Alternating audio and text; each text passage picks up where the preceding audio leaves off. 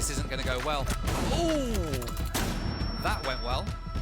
Oh, he sees the head, and he takes it right off. That is Nerdtink out. Double kill for Proza. Nerdtink. Oh, what a hold. What a play from Nerdtink.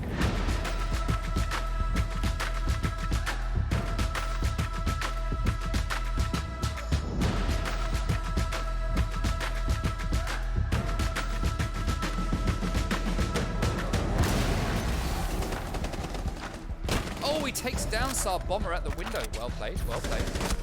Oh, but he gets refragged as he comes back out. That's by Clazo. Proza gets the kill onto Cobra. Davin takes down Normality. 2v2 now as Rarity takes Clazo out of action.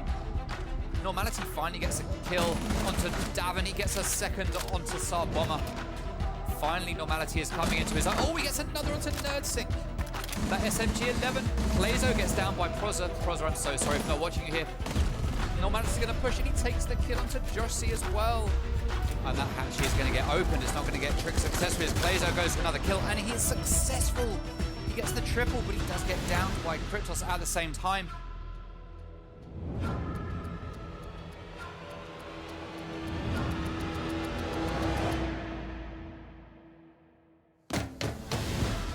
Oh no!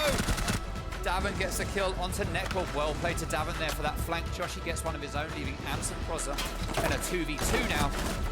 Oh, that is Davin taking down Proza, leaving Ams all on his own. Oh, Davin tries to run in, but is quickly taken down by Netcore. Well held there by Netcore. Oh, he's going to get the second onto Joshy. Well played, double kill for Netcore Instincts. Saab Bomber opens up that door. Oh no, Rarity runs out, but it's knifed by Bomber. Well played to Bomber. What a kill.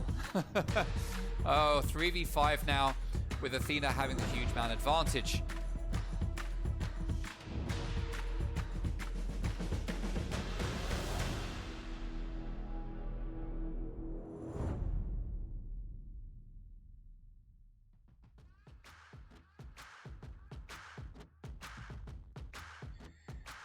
Good evening, everybody, and welcome to another Rainbow Six Xbox Pro League game.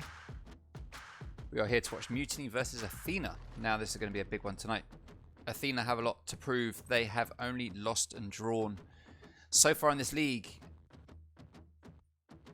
and they need to turn that around. They do need to turn it around. On the flip side of that, we've got Mutiny, who are formerly Vanquish, who have lost a team member. And they are now playing to prove that they can still cut it without that team member. Hence the new name, rebrand. This is where we are. Instead of Vanquish now, it is Mutiny. Bear with me for a second, stream. I'm just checking some things. Yes, okay, this is what I thought. Right, let me do some corrections here. I'll just be with you in a moment.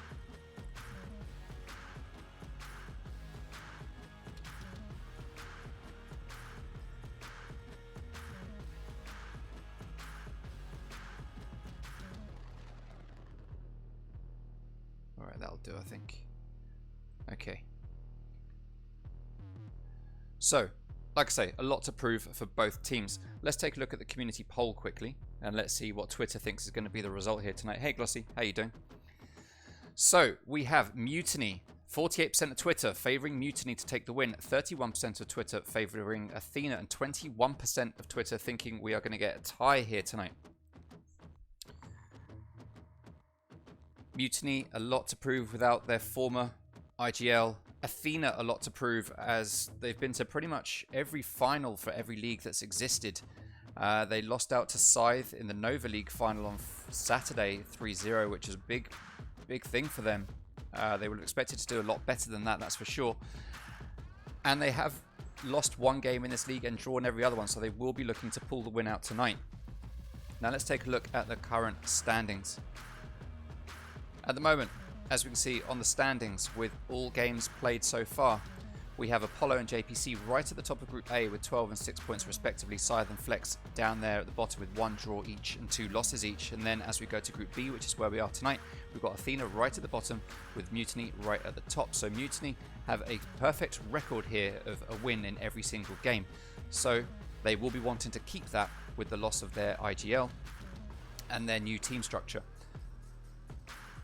Athena will want to bring themselves up from the bottom of that board and at least make it into second place tonight. Even a draw tonight would make it second place for them, but every other team still has to play one game. So ideally, they want that win to make sure they secure a spot in the playoffs. Only the top 2 teams of each group can go to playoffs. Now let's take a look at the maps that we will be playing here tonight. It is a best of 2, don't forget. We saw Mutiny banning first, they banned Coastline. We then saw Athena ban Cafe. No, they didn't ban Cafe. I forget which one they banned at that point. I don't know why that's appeared twice like that. Alright, so Consulate was banned.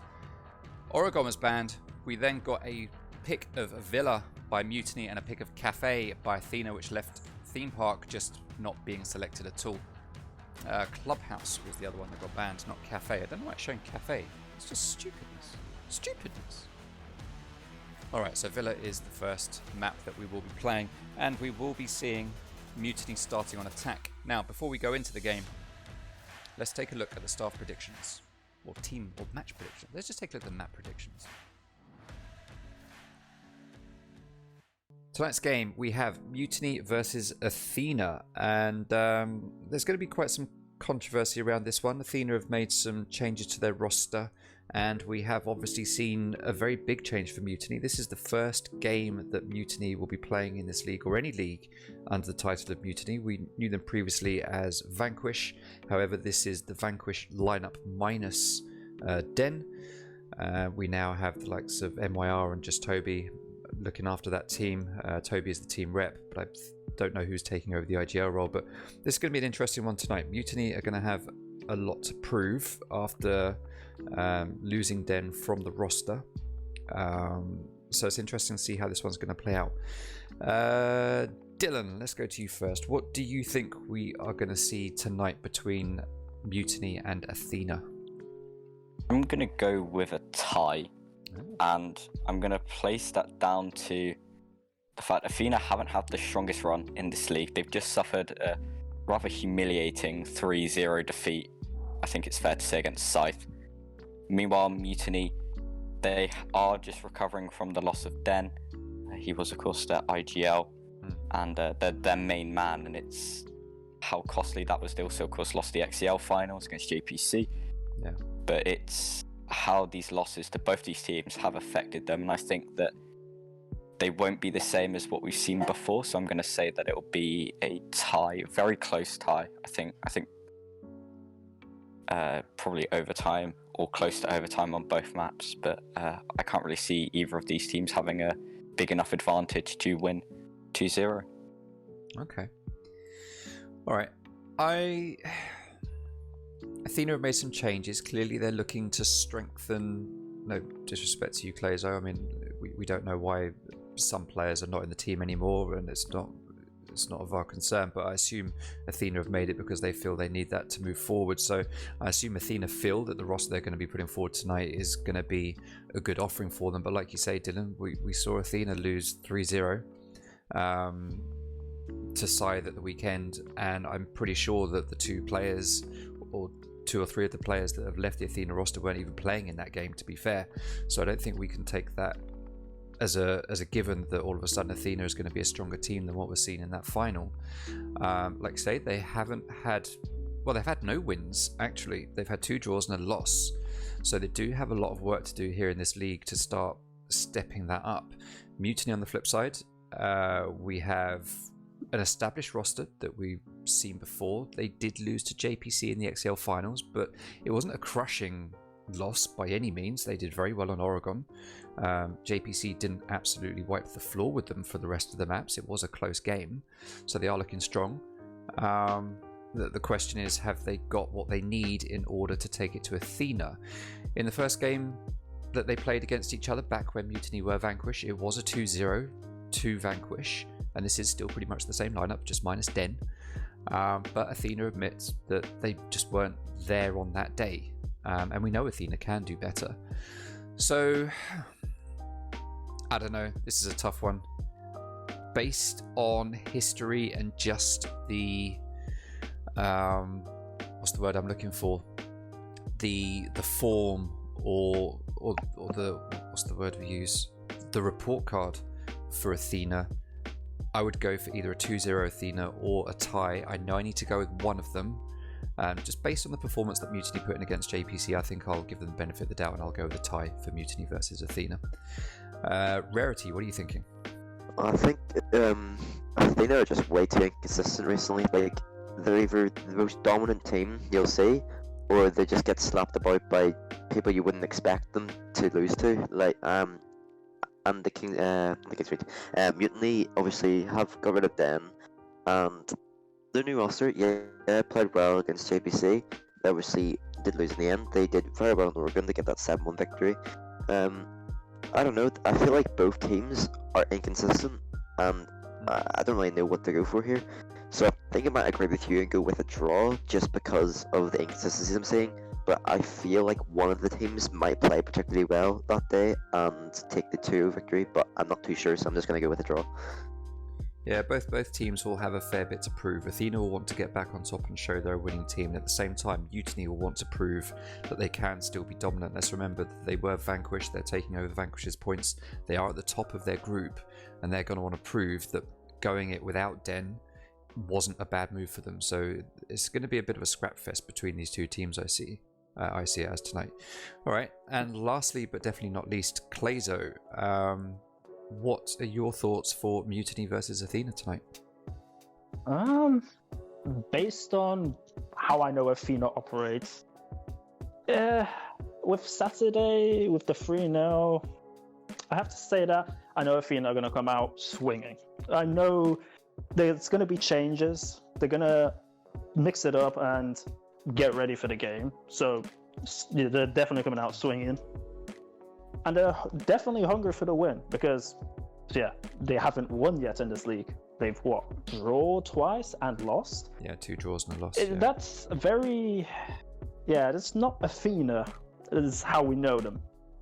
So I would say Athena are going to win this, but I do have to touch on Mutiny are also hungry for this game because they do want to prove that they don't need that.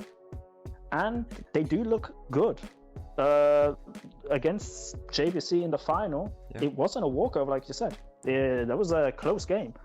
I mean, yes, at times it looked shaky, but I think it was 20 hours before that game they got rid of Den, who was their IGL. So making such a drastic change last minute for that game, I have to say they did pretty well. Now that they've had a few days to regroup, to come together and organize themselves, it's going to be a close game, I feel. I feel Athena are going to win 2-0, but it's by no way going to be a... They're not going to... I feel it's not going to be a one-sided thrashing. I feel Athena are a bit inconsistent, and I feel Mutiny are just too good to get beat one-sided that way. But I guess we'll see. I feel it's going to be a very spicy game, though. But I am banking on Athena to 2-0 them. Okay. Alright, so we've got a 2-0 for Athena, we've got a couple of ties. Bit of a mixed bag for the predictions for this one. And this is... I'm really looking forward to this, actually. I think this is probably the game I'm looking forward to the most this week. Actually, we've got all games this week looking great on paper at the start of the week. So, yeah, this will hopefully be one of the best weeks for this league that we've seen. Alright, excellent. Well, thank you very much for your time, guys. Good luck to both the teams. Let's see how it's going to play out. And those are the predictions. So, mix up between a tie and a 2-0 for Athena. Let's find out what that score is going to be as we head into map number 1, which is going to be Villa.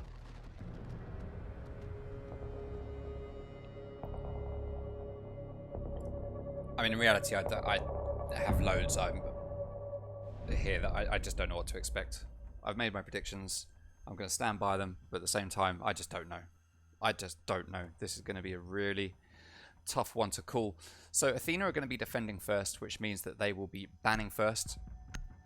Let's see who they are going to want to take off the board to try and give them that edge here tonight to take their first win in this league. And they are going to take Thatcher, one of the more common bans that we see.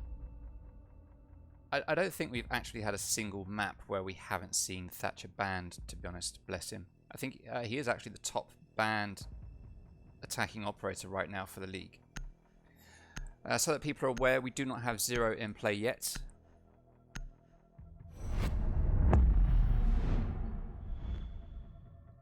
He will either come into play at the end of this week, in time for playoffs, or just not at all in this season. It might be that we bring him in time for playoffs rather than the end of this week, just to make the groups a bit more, you know, consistent.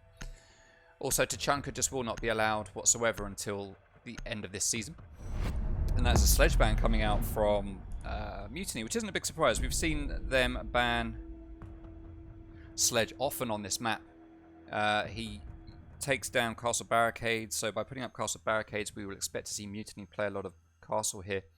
That forces them to use, that forces the attackers rather, to use up utility.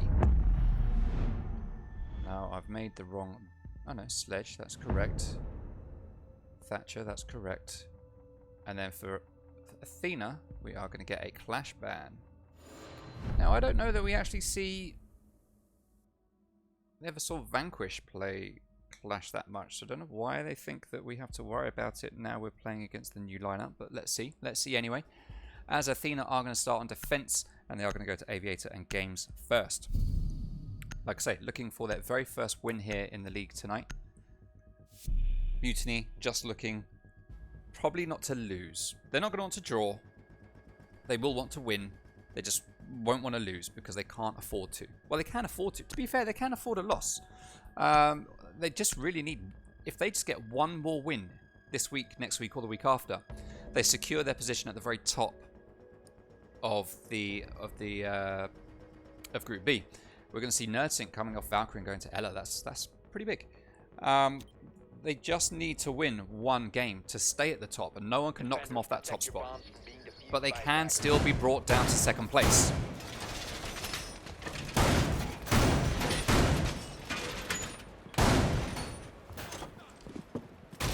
And Athena will be the team looking to do that tonight. Now, Athena, this is actually the first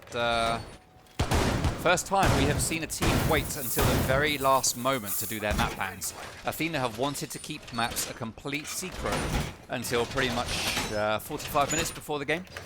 They left it until literally the last minute that you are allowed to ban in the league before getting their map bans in. Whereas most other teams have done it like 1, 2, 3, 4, 5 days in advance. So that shows that Athena mean business tonight. They've decided that they've been giving up map knowledge too early. Teams are having a chance to practice against them, and they're not having that anymore. That isn't how they're interested in playing. They want to practice on their maps and get their opportunity to come out without the other team having a chance to VOD review and prepare specifically against them on certain maps. But Villa is the map choice of Mutiny. So let's see if they will be able to pull off something here. Now AZGN is going to be firing through this window. MYR just trying to send his shock drone in. Not often you see Twitch get played here, but she does now have stun grenades in the new season, so that's probably one of the reasons why Twitch is being brought. Chris Zach is going to be droning. Kane is going to be droning as well, and just Toby is going to start opening up some walls to move in below sight. Now he's going to want to open up the ceiling just above him to move any default positions out of the way here in Vault, and also take down any utility here that's going to stop Mutiny from being able to open this wall. However, that wall is already opened. And it looks like it's been done using a hard breaching charge. But we don't have any of those. How's that been opened? Oh, it's Habana with the new 4. Yes, of course, I forgot. It's Habana with a new switchable pellet count. All right, nicely done there. So AZGN must have, yeah, we saw him come over, so he must have done that right at the start and then rotated out. All right, so Kane moves in. He takes down the shield that Kixor is hiding behind. He takes some damage from Kixor's gun as he does it, and is going to back out, but that is the shield taken down at the top of the stairs, and that's going to make things a little bit more open for Mutiny to be able to get upstairs and start making control of the site.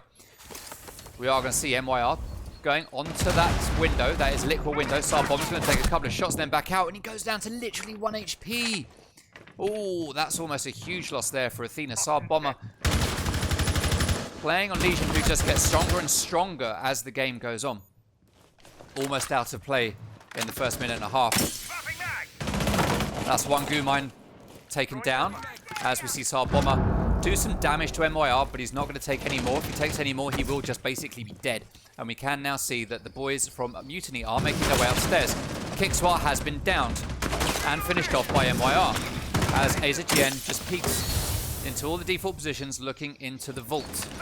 Stone grenades are going to go out, and that's going to allow MYR to repel in safely with no one watching him, as Cobra Rosen takes down Kane. But Cobra does get refragged by AZGN, but MYR goes down. It's a sudden rush of kills here for Athena, as Just Toby evens it out 2v2 now. Athena relying now on Bomber with his 1 HP. He's going to run around to the rotate, but he is spotted by AZGN, and with that bearing 9, he manages to take him down and put the first round on the board for Mutiny, making it a Mutiny win, 1-0 at the end of round number 1.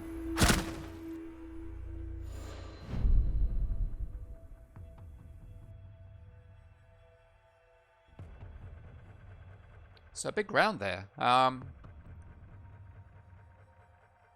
Athena had a good hold, certainly for a while there, and managed to hold back the boys from Mutiny for a fair bit.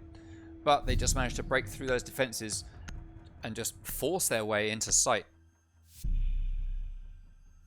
and take down the remaining members of Athena, managing to take that win.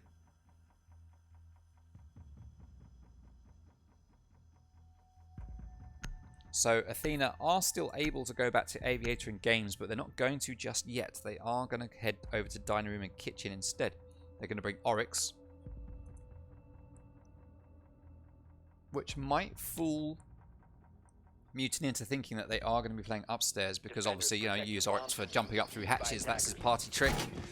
So people will expect that, possibly. We don't have Sledge in place. There's going to be very little vertical damage being done here. The only vertical damage that's going to be done is going to be from Kane with his 2 lifelines, or from just Toby with 3 breaching charges and 2 breaching rounds. Big spend of utility to put upstairs, but if they want to do an upstairs take and take control from upstairs, that's what they're going to have to use up. Now let's take a look at some stats for this map, and this is stats based on what's happened so far in this league. We're seeing Dining Room and Kitchen get played. It's actually 25% attacker favoured. That means it is 75% defender favoured, so it should go Athena's way here. But Aviator and Games is only 31% attacker favoured, making it 69% defender favoured, yet Athena still didn't take the win on that round. But it is known typically that Athena will drop 1 or 2 rounds at the start, just like Penta used to back when it had the G2 squad at the helm. And it never did them any harm.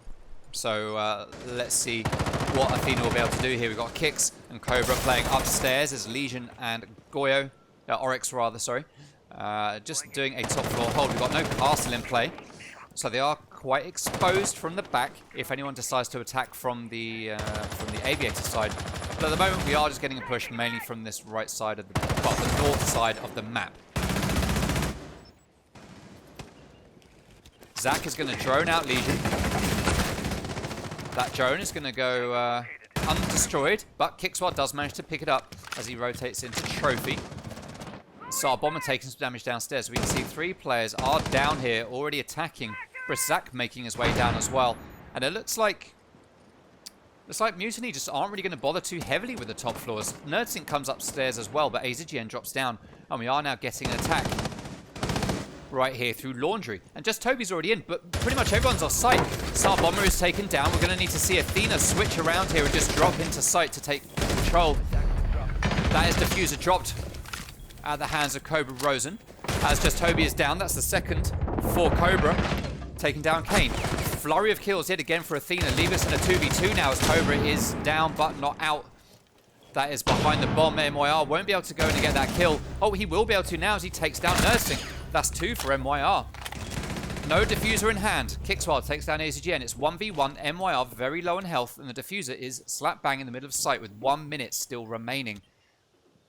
Kicks just sitting here waiting. I'm assuming that MYR went for an ADS or something there on the wall, or he just thought that that was being held and he thought he'd knife it. Yeah, there's nothing there, so he must have just been knifing for it in case Oryx was there. Now Kix just has to sit and wait. Just needs to bait that plant. Getting a plant in a pretty default spot. And MYR comes up just in the nick of time and manages to take down Kix And that is not going to make Athena happy bunnies. I can tell you that much. Man on 5 HP gets up from planting and just snatches victory away from you like that. Not what Athena will want whatsoever. All of that work they did, getting those kills, they managed to go 3-2 up. Then they were 2-1 down, and then MYR just managed to bait out kicks at the end there and put the round on the board. We had a good standard defense coming out from Athena. But Mutiny just bypassed it. They bypassed it. They looked upstairs, they said, you know what, there's no point. There's no point. There's 2 people on site. Let's just go in. So they went in. They managed to take down 1 player on site.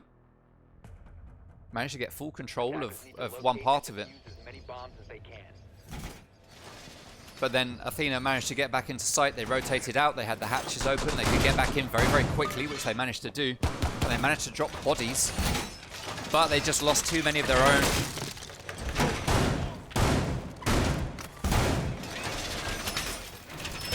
And unfortunately, couldn't hold on to it.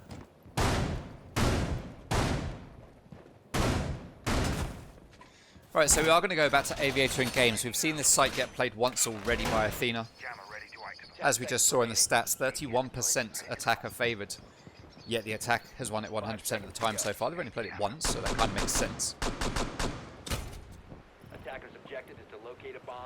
Now we have seen these 2 teams play this map against each other already. We saw Vanquish play against Athena on Villa back in the first week of R6XBPL. And let's remind ourselves of the stats from that game.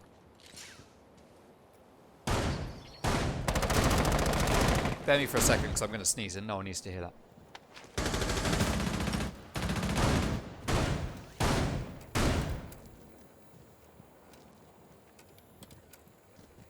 Oh, excuse me. Alright, no one ever needs to hear me sneeze. Alright, so let's take a look at the stats for Villa from the last time these 2 teams played each other in this league on Villa. We saw Mutiny winning 67% of the rounds that they played, and Athena winning 30% of the rounds that they played. I say Mutiny, Vanquish at the time, they had a different player. But still very much the same team right now. So a 67% round win for Mutiny, 30% round win for Athena, and at the moment, I mean, it's not even shaping up that way. It's 100% for Mutiny right now. For attack, we saw Mutiny win 42% of their attacks. And Athena win 0% of their attacks. So right now, Athena are staying true to that form. And then as we flip to defense, we saw Athena win 50% of their defensive rounds. But we saw Mutiny win 100% of their defensive rounds, which is the stat they are sticking with. So both teams are sticking with their defending and attacking stats right now from week number 1 in this league. And we've already spent a minute and a half with pretty much nothing going on here on the map and me just waffling. AZGN is going to start trying to make his way up the main stairs, but he is going to be greeted by Kixwar, who's sitting there waiting. He almost can't back into sight because Cobra is there blocking up that hole. Suggle is going to go out. Kixwar is going to get possibly a little bit blinded. He's going to hold back here in the corner and try to run away as Davin gets taken down. Kix gets shot in the back and taken down. That's the team kill from AZGN. That's not the play. That leaves them in a 4v3. A 3v3 now as Cobra gets a refrag. 50 seconds remaining, and the attackers have 3 drones left that they can use. Now we have Kane, who's an incredible fragger, playing a much more laid-back role here with Mutiny than we used to see him play. Over on Apollo, he's going to take down that default camp. He'll no doubt take down this Legion mine that he just saw get popped down. He can't see it, doesn't know where it is. MYR just peeking around to pinch that player on 90. He sees Legion, but Legion sees him and fires quicker. That is Sar Bomber getting that frag. Cobra Rosen is there at the top of the main stairs. He sees just Toby behind that shield. Not just Toby, sorry. He sees Chris Zach behind that shield. Zach takes down Nursing and pushes away into sight. He has Diffuser, but he's taking a lot of damage as he gets a second onto Cobra Rosen. 1v2 for Athena here, with Sar Bomber being the last man standing. Diffuser is starting to get planted by Briss Zach over in the other site. He is being watched through the rotate here. Got one player just to the left. They know exactly where Legion's coming from. Oh, Sar Bomber takes down Kane. Well played, but he doesn't manage to get that frag onto Zach. And that is another quick kill for Zach. Winning another round for Vanquish, making it 3-0 at the end of the first half. Zach has a lot to prove here to Athena tonight as well, after some recent shenanigans, which we won't talk about, on stream at all. Well played to Saab Bomber. He had a very good effort at that. Surprised he got away with sneaking past MYR in the vault there. Just for the simple fact he was leaning the wrong way. MYR had all the time in the world to get that pick onto Saab Bomber, but for some reason just paused, didn't take it, and went down. But fortunately, Zach was there with his super high sensitivity and managed to get that kill. Athena, not winning a round yet, still have the pick of the sights, and they're going to go back to Dining Room and Kitchen, deciding not to go to Trophy and Statue yet. They're going to save that one for a little bit, for when they feel like they really need to pull that out the bag. If we take a look at some stats for these two teams, so we've talked about their Villa stats, but let's talk about their overall stats in the league, but as a team. So Mutiny have won 65% of their rounds altogether, pretty much in balance with what they won on Villa. 53% of their attack rounds have been won, and 80% of their defensive rounds have been won. If we flip over and take a look at Athena, they won 44% of their rounds altogether, 42% of their attacking rounds, and 45% of their defensive rounds. So pretty much, so 42 to 45 across every single metric. And that's not good for Athena, which is why they really need to step up tonight and take a win on both of these maps. They can afford to draw, but they don't want to draw. There's a lot on the line here.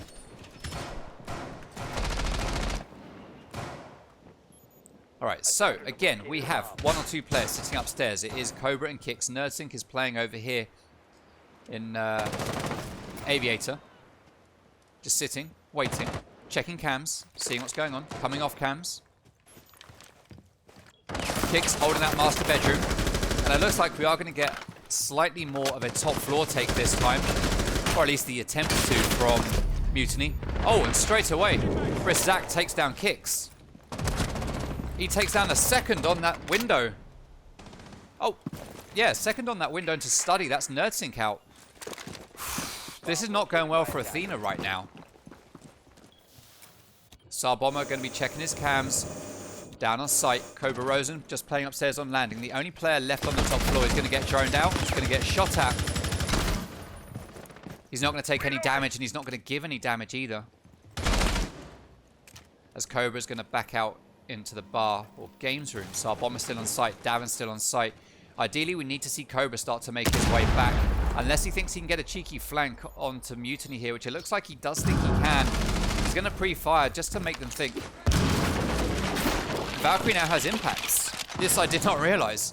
Fair play. I thought he was going to use a C4 there for that, but no, she has impacts.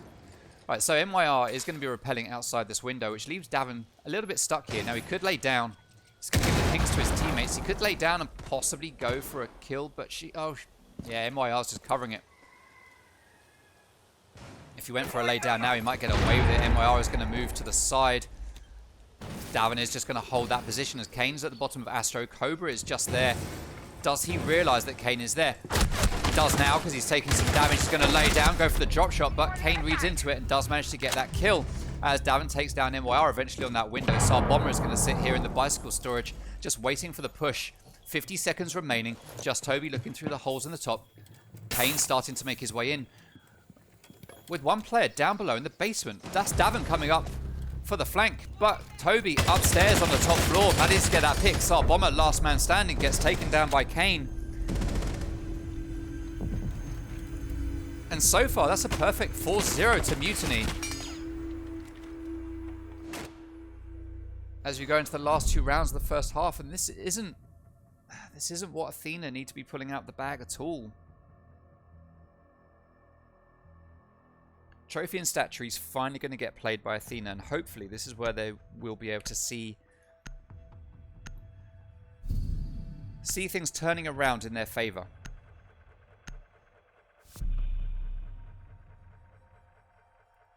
I feel like, regardless of what we see here, I feel like we should see an Athena win on Cafe. They know it very well. I'm pretty sure it's the map that Vanquish got beaten on by JPC. If we take a look at Cafe, Yeah, JPC took the win against Mutiny or Vanquish. It was Vanquish at the time, but again, still pretty much the same lineup. They took that 7-5. Villa was one that I think... Yeah, Villa was won by Vanquish. So on these two maps, in the last week, we have seen Vanquish take a win on Villa and a loss on Cafe. So potentially, that could be the result here today. I would expect Athena to take Cafe just because of their experience on it. And especially if they lose Villa, they are really going to want to get that win. They will not want a third loss against their name. So they should be playing heavily for that draw just to get that 1 point. And to stop Vanquish, to stop Mutiny from climbing even higher up on the points board. 5 seconds left. Davin's reinforcing here to vault, so we might get a hold over here. It's interesting to reinforce that if you're not going to hold over here at all. I expect someone to be around here. I would expect that reinforcement to be there to stop anyone from coming in this way and trying to get around here to take a kill on anyone who is playing on 90. But it looks like no one is going to play there. No one at all. Interesting. Okay. Then in that case, I don't really understand the benefit of reinforcing that wall. If no one's going to play in that area. Alright, so Kane and Briszak are going to be on drones. We've got a drone downstairs. Looking at some feet. Davin playing on red. We've got Nursing playing in sight. Very unusual to see him playing on Maestro. That's a big switch for him. Normally he's more of a frag operator. But to go onto a support like this, and there we can see the blue lights from the new ADSs. As we know, the new ADSs now only have one use, and then they recharge over 10 seconds. So it's interesting to see how that's going to play out here tonight in this game. Neither team having loads of opportunity to really get used to how this utility now works. Davin still playing on these red stairs with just Toby and MYR pushing downstairs together. Just Toby gaining intel. Is he going to spot Cobra? He has an idea where Cobra is. MYR may be responsible for going in and trying to clean up that kill, but instead he's going to go on his cams just below sight.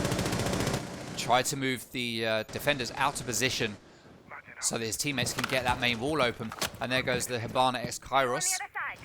Nerdsync is going to trick them. And he's not going to be totally successful. We do get a small hole opened up at the bottom. Second set's going to go out. Impact grenade is going to go, and that is going to take them down as Kane takes down Kixor. And he is in Bathroom. Already in control of Bathroom with 1 minute, 5 seconds left to go. That was Kix playing in Astro, pre-firing to all the default positions here. And then goes on to drones. ACGN going on drones. MYR peeking through the window of Astro, getting ready to make a play. We've got Briszak just holding that angle from the window through the breach as Kane takes a lot of damage over here in Bathroom, but he does get downed and finished off by Cobra Rosen, who is playing in Astro. MYR opens fire from the window, but doesn't find the target. The SAR Bomber is going to hold on the red stairs. Nerdsync's going to keep watching that breach on the main wall. And Davin also watching it from another position here as Ace starts to do Ace things and open up that wall to get an even bigger hole so they can just walk into sight. Nursing takes down Briszak with that powerful order. That's the diffuser drop. SAR Bomber takes a fair bit of damage, but he's going to be able to remain safe behind this cabinet as AZGN takes a lot of gunfire.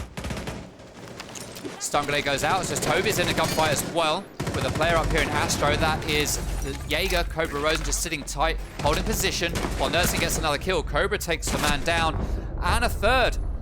And finally, Athena put a round on the board, making it 4-1 as we get ready to go into the last round of the first half. So Athena's starting to step up their defense and really hold back Mutiny here. Cobra doing big work by getting those 3 kills. So well played to Cobra. I would say that on that one we saw the boys from Mutiny attack in a very standard formulaic way. There was nothing there out of the ordinary. Nothing out of the ordinary. Tried to take control of Master, open up that main wall, have someone coming onto Astro window, try and get someone pushing in through Bathroom to take control of Astro. It was all very, very standard. and Athena managed to read it and play against it. Now, we are going to go back to Aviator and Games, a site that's been played twice already by Athena, but they haven't won it yet. Now, if we remind ourselves of the stats on this this site, 31% attacking favored, 69% defender favored. So 3 times out of 3 times, that means defense should win this twice and attack should win it once. Well, defense have had their 2 defensive wins. So the question is, are Athena going to have their attacking win? You would hope at this point they are going to be able to pull it off. If you haven't yet subscribed to the YouTube channel, please head over there. You can search R6XBPL on YouTube, or you can go to bit.ly/R6XBPL-YT, and that will take you to the YouTube channel. You can also find a link in the About section of the Twitch channel right here. We've got about 65 subscribers. If we can get up to 100, then we'll be able to get a vanity URL. We can have a proper youtube.com/R6XBPL URL for YouTube. So, guys, if you can help make that happen, then please let's do it.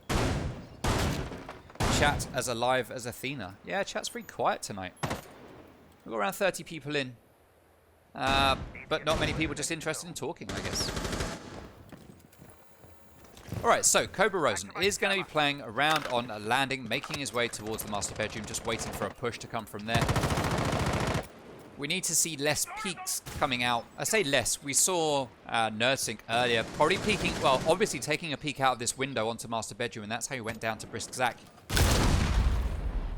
Whereas this time, it's less likely we'll see a play like that, unless Cobra decides to go over to master bedroom and peek out of this window to try and get a pick onto anyone that might be over here on the balcony.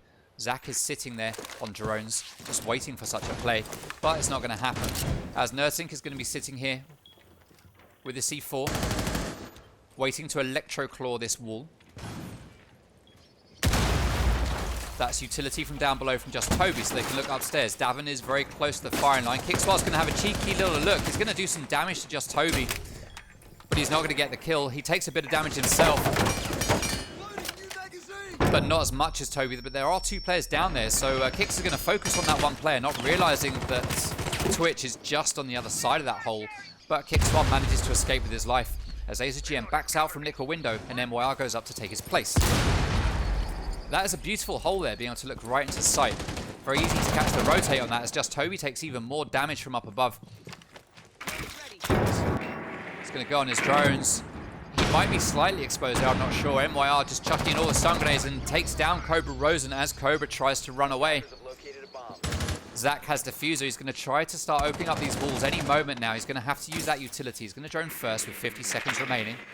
Just Toby starting to make his way into sight. Nothing on the walls yet, but Qaid is still in play. But both of his electroclaws have been used, so he's not going to be electroclaw tricking. Oh, Nursing spots the head of Zofia. Pre-fires the breach, doesn't manage to hit the target. Zofia doesn't move back there just yet. Kane backs out to 90. He's going to be looking through that drone hole as AZGN takes down Kicks. Sar Bomber goes down as well, and that leaves us in a 5v2 now with Nerdsync taking down 1. C4 gets pulled, doesn't find the target as MYR cleans up with 2 quick kills onto Davin and Nerd, making it 5-1 at the end of the first half. And this isn't what Athena want at all as they go into the second half. Not what they want at all.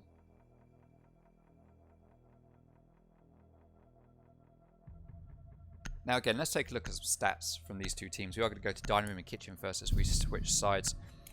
When they played Villa last time, we did see Mutiny winning 100% of their defense rounds. So Athena have at least managed to dent that this time. They have managed to make a change to that this time. Just Toby is going to 6-pick Mozzie. We are going to get Kicks 6-picking Zofia from Jackal, with Toby going on to Goyo. So at the moment, Athena slightly better than what they did in the first matchup against Mutiny/Vanquish on this map. Let's see if they can continue that. To remind ourselves of what the score was the last time, or the first time they faced each other here. If I look back. Here we go. They lost on Villa 3-7, 7-3. So it's a 7-3 to Vanquish the last time these 2 teams played on Villa.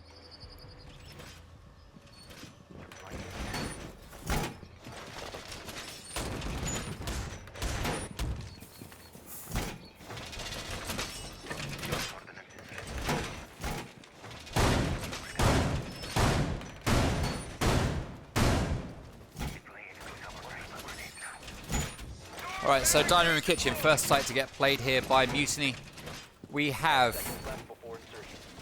Yeah, we have enough hard breach, soft breach rather, to be able to do some upstairs damage here from the boys of Athena. Attackers are moving out to locate a bomb and defuse it. Now, when he was on Apollo, we used to see Kane loving his spawn peaks. Well, he's not been doing it here on Mutiny. He's playing a much more reserved role. I mean, who would have thought we'd see the day? Seriously, who would have thought we'd see the day where Kane would be playing Castle? Really? Davin Atkins going to make his way up to the bathroom. Now, there is no players up here. There are no players up here at all as Kickswar takes down MYR. Well played to Kicks. Goodness knows where that kill was. Oh, it's through the window. Cheekiness. Much cheekiness. Well played to Kicks. Nice early pick. My mic is dropping off a little bit, so I will try and fix it in between rounds, in between maps. Sar Bomber just droning out for his team. Cobra Rosen droning. Kickswar face checking. Nursing droning. Davin droning. Kickswar the only one not droning anything, and he is going to be following drones through the building to make sure that everything is clear. We do have Nomad in play from Davin. He will be coming in and he will put an air jab down at the top of Red, air jab down at the top of Astro, and probably something around here to deny anyone coming from 90. That would be my expectation at this point. So let's check it out. We are going to get one there. That's to doorway. One up there to stop that push. And another one here to stop Red. So we are not covering Astro at all. No Astro cover here coming out.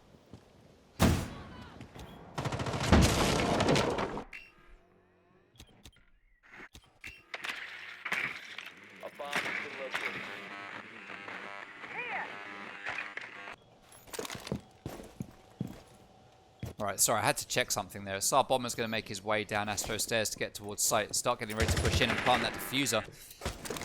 Fun fact for you.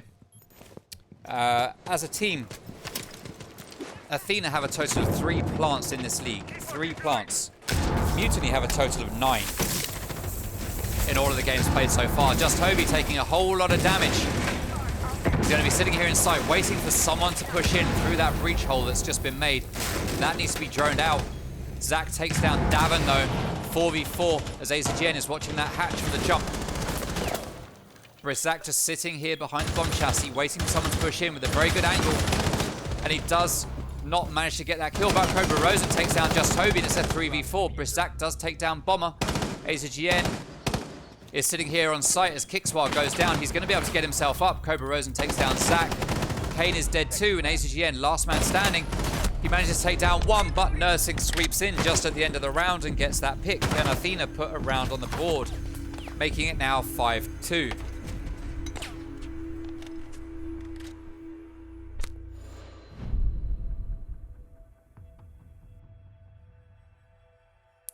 Sorry, just sorting out the microphone.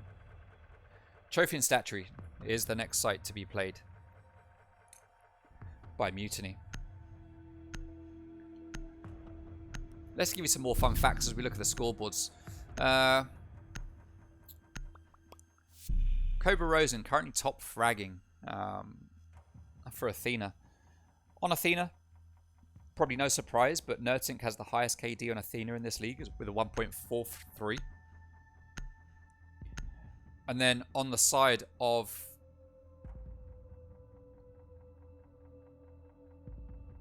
interesting. And on the side of Mutiny, we've got just Toby top fragging. What? With a 1.51. On paper today, Mutiny are much stronger than Athena. On paper. And so far, they're proving that in the game as well. As many bombs as they can.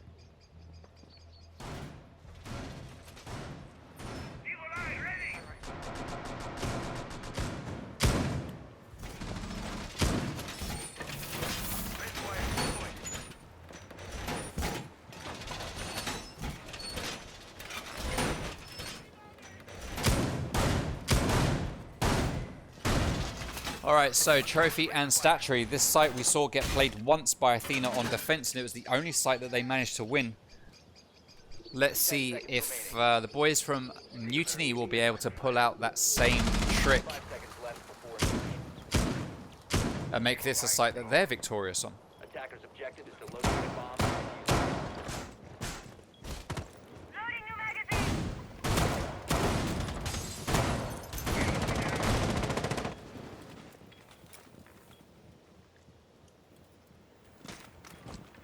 Alright, so we're going to get some ADSs down here to stop one grenade at least from coming through over the top. And we'll have Briss Zach, who will be on impact tricking duty with MYR responsible for cams.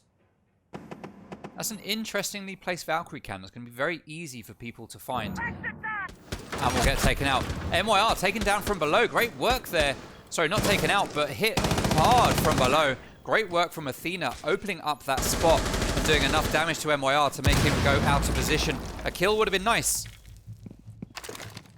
But Athena has still done a good job. Is that going to be a kill on Kane? No, he does take a lot of damage. He is now down to about 70%. But Zach takes down Kicks with a quick refrag from Cobra. So that is Kane out of the way. That is pretty much the top gunner for Mutiny off the board with Kicks. And a lot of utility being taken away there for Athena. That's a lot of good utility that they will need to enter into sight at the last moment if it comes down to that. And at this time, with 1 minute 40 seconds left, it is going to be a bit of a quick push into sight, as we don't even have top floor control yet for Athena. I say top floor, the site is top floor, so yeah. Alright, Davin outside on cams, getting intel for his team. Just going to spot Castle playing there at the back of Astro. He's going to manage to save his drone's life just in the nick of time, get up here to safety on the toilet. No one ever pre-fires the toilet as Zach starts to open up this main wall. And that's going to be a crouch hold. Not enough to walk through, but it's going to be enough to deny some rotates. In fact, he might not even be able to crouch through there. Nursink is going to finish off the hole by opening up just above it. Cobra's still downstairs, doing damage from down below. Sarbomber is pushing his way in on Ace. Sitting in the closet, just trying to get that angle. That's a nice little angle there into that pretty default spot in Astro as Davin takes down one. That is Briss Zach, and that is a lot of utility taken out. That's no impact tricks. That's no Maestro cams denying plants. That is no powerful Alder that rips everybody to shreds. So great pick there for Davin to take him down. I know there'll be a personal victory there as well as Davin takes down MYR as well. That's the double for Davin, I believe. 3v2 now as AZGN goes down, leaving just Toby, last man alive. AZGN might get picked up here, but Stungray is going to go down. It's going to blind him. Is Toby exposed to gunfire as Sarbomber starts to plant? AZGN is revived. Plant is successful, and it is a 3v2 post-plant. As Nursink takes a whole lot of damage from AZGN, who is an absolute beast with that SMG-11, but he isn't dead yet. He is still in the game.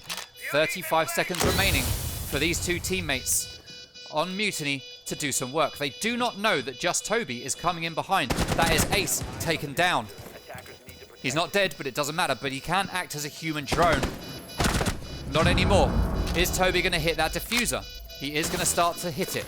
Davin making his way down red stairs to hold it from below. As he is the last man standing, he's going to have to get back up to sight. They're starting to hit the diffuser. This could be a big, big misplay. He's just got to stop that. He's just got to deny it. Oh, well played to Davin Atkins with a triple kill. Oh, he just managed to come up. Parkour his way past that player in the breach. Totally the right play from Davin. Don't go for that gunfight. Just work on getting into sight and stopping that plant. Well played to Davin Atkins. Well played.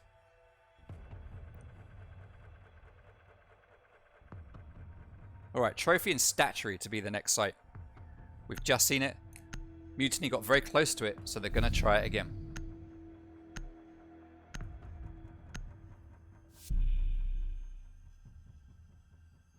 That's one of those moments where most players will get caught up trying to take that gunfight through that rotate. Most players will get caught up with that and they will just try for it. Davin, though, focused on what he needed to do. Just ran past.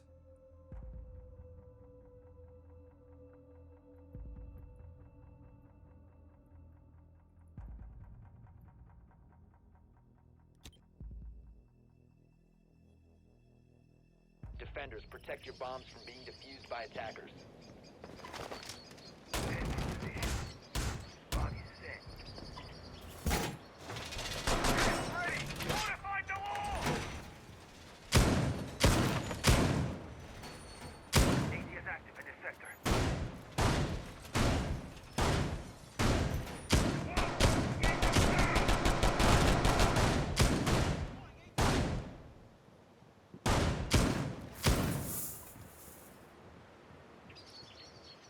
deployed. 10 seconds left before insertion.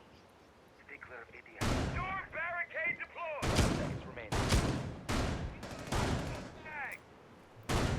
Attackers All right. to locate a bomb So, and defuse upstairs, trophy and statuary yet again. Hey, thank you very much for the follow, XOJ. Very much appreciated. Thank you, thank you, thank you. All right, holes getting opened up at the top, ready for Brisk Zach to do some impact tricking here.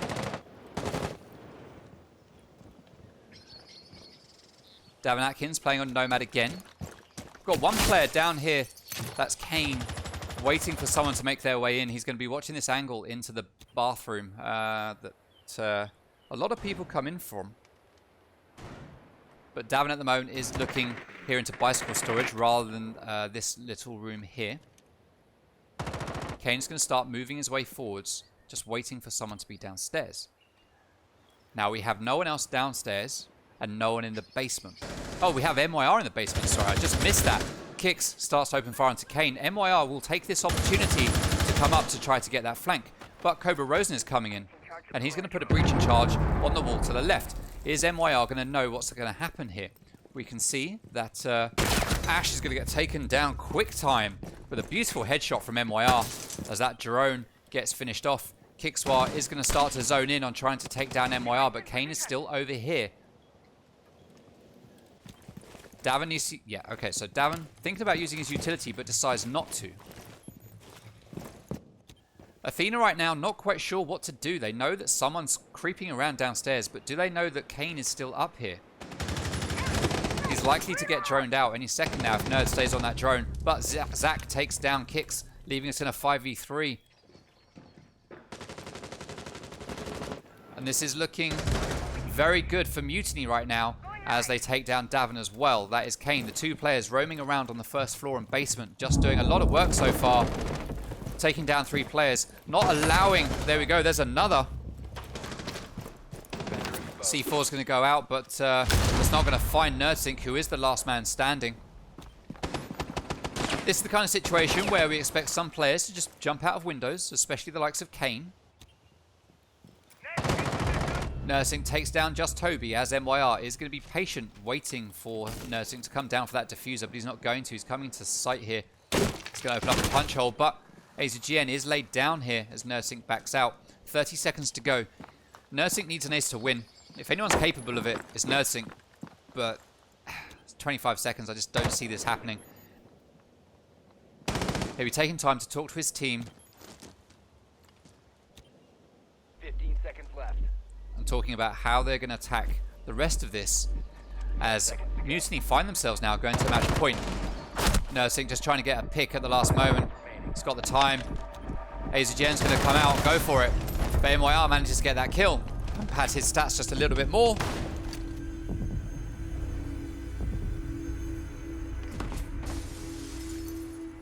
And put another round on the board for Mutiny as they go 6-3 up.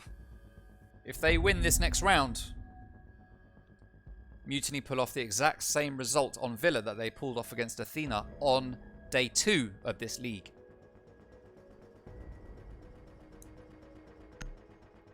So this is a big position for them to find themselves in right now as they go to Aviator in games which they haven't played yet. We don't know what kind of statistics they're going to have here.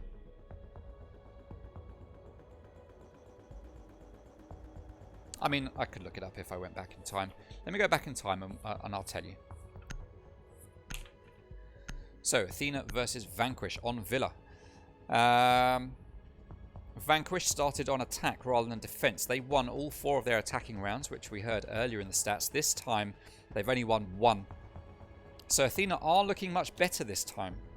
Are looking better. When Athena were on defense, they actually went 3-3. But they're not going to want to do that this time because that would result in a win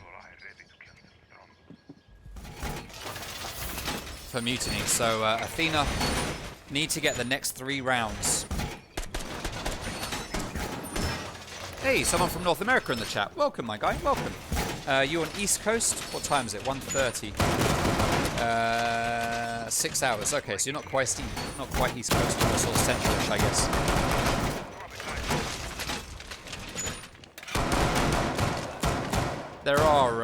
There there are North American leagues out there. 5 seconds. I almost joined one with JPC by mistake. It happens. It happens. All right. Here we go. Last round of the first half. Sorry, not the last round. Possibly the last round, because it is match point right now for Mutiny. Athena will not want this to be the last round. They want this to be like with 5 rounds still to go. Athena need 5 rounds to get a win here. 5. And they're 3 behind. Let's see if they'll be successful. Kane is going to be playing downstairs in the basement. Just ripping holes in this wall. Just contemplating life. It feels like Kane's purpose in this matchup is just to chill on his own, somewhere away from the rest of his team. Just doing random things, just being opportunistic. AZGM playing on these main stairs as Davin Atkins is down at the front door. He's going to open that doorway up so that he can back out. Cobra gets taken down by AZGN though, and they just cannot fight against AZGN tonight.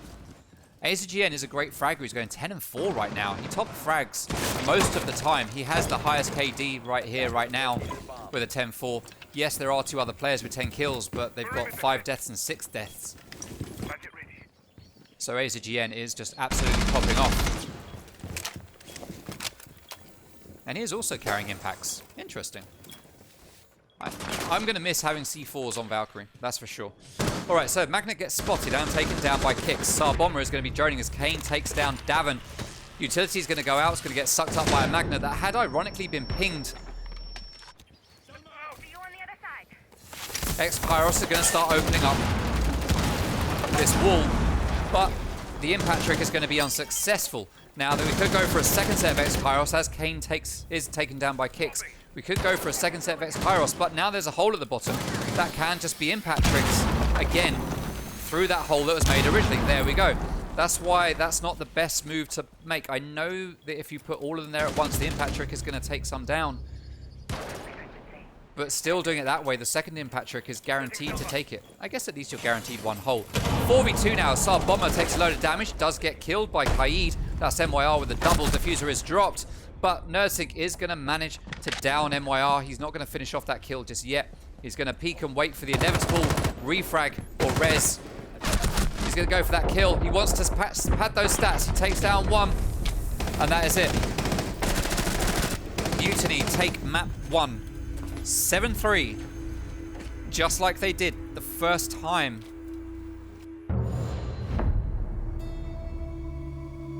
These 2 teams faced off.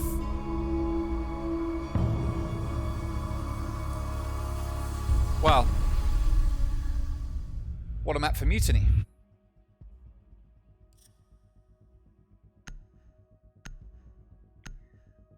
Okay, so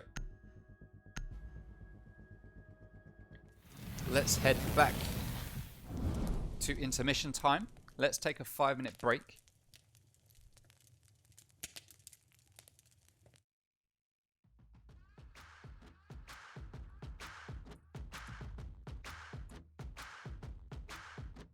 Cafe is the next map to get played as Mutiny go 1-0 up. So they have secured 1 point on the board.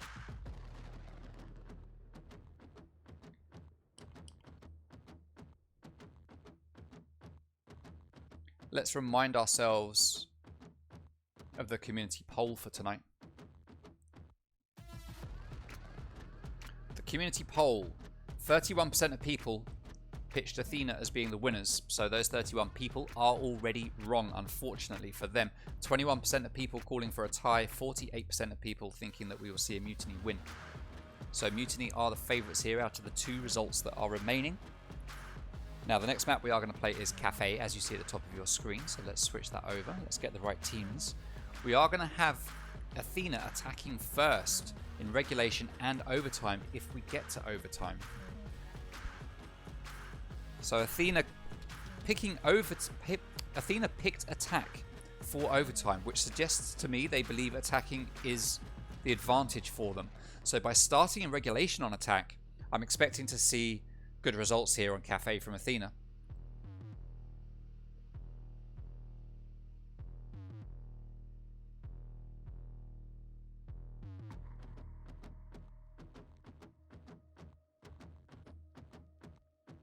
So that is the end of map number 1. And we are prepping for map number 2, which is Cafe, which will start in just a few minutes. Let me just run an ad and we will be right back.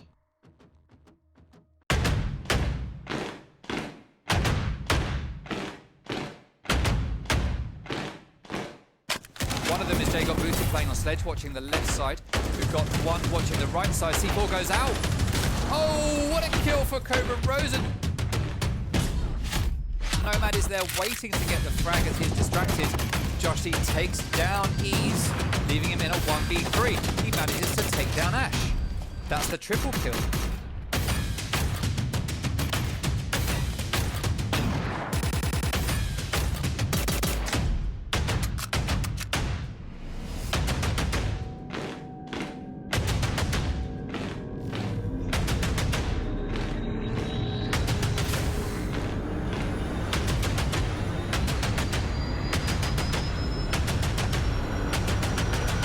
Jay could do himself some damage here. Oh, well played to Jacob Booty.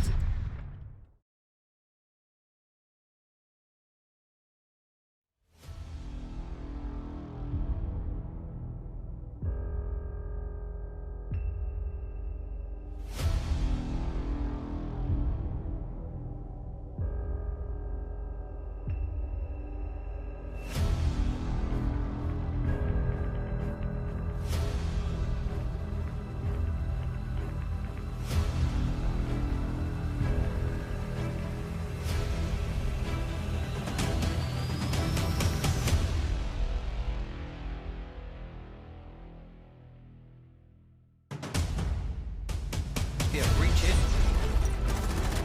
And that's Wade with a kill onto Noticed. Wade with a triple kill as he gets another one onto Hit and Miss.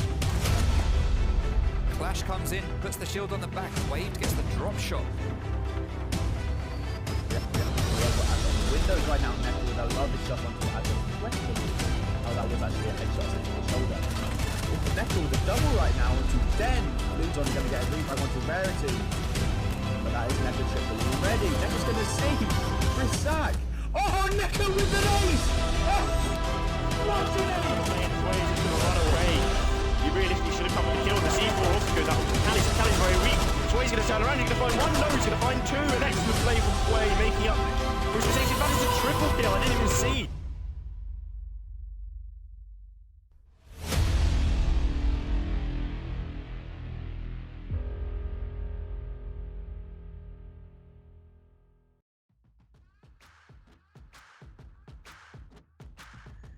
Welcome back. As you look on the right hand side of your screen, you can see that tonight we are watching Mutiny versus Athena. It is the 2nd of December. We are past 6:30. So this is the game that we are watching. Tomorrow night we have King's Creed versus Free Elo. That is again at 6:30 PM. So make sure you come along to watch that. That's going to be a big game to watch.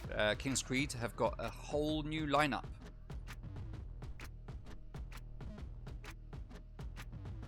A whole new lineup. And they will be looking to get a win. The team is going to be headed up by Cheetah Den, formerly of Vanquish, who are now Mutiny. So he's going to want to prove that he doesn't need his team, or he doesn't need Vanquish, at least, in order to get a win. So he'll be playing for that win tomorrow night.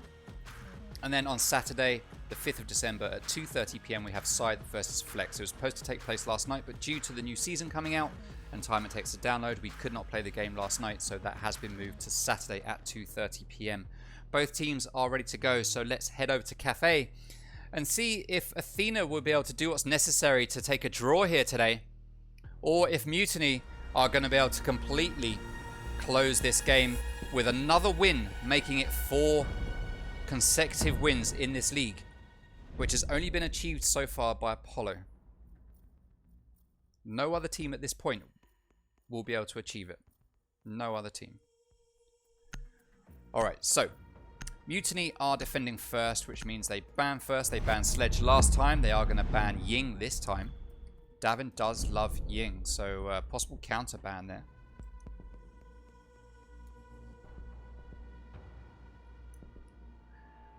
But if you can't play Ying, he will just play Capital. let's see what that's going to force Athena to ban here. I've written this down incorrectly. Okay, so that's Ace. Ace is getting banned. Okay, interesting. Let's see who they will ban secondly.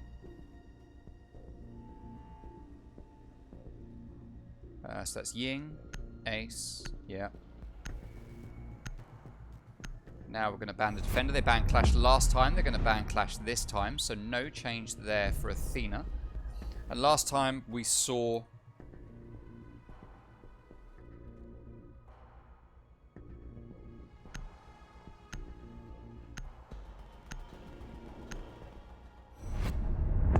Melusi, sorry, I was reading... or trying to write down my bans. Last time we saw Melusi get banned, but we're not going to see Melusi get banned by Mutiny this time. They are going to ban Mira, very good operator for this map with this rework that they've done on it. So those are the bans, and we are going to have Mutiny head upstairs to Bar and Cocktail first. That's going to be the first site that they choose to defend. Who won map number 1? Tells you at the top of your screen, Javel. It was Mutiny. Hey, Glossy, welcome to the stream.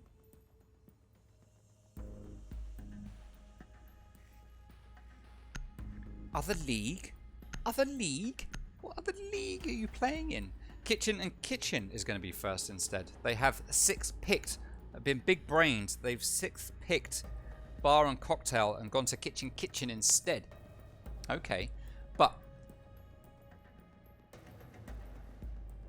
Athena do have all the right operators to tackle this. They've got the vertical destruction. They've got the main wall opener.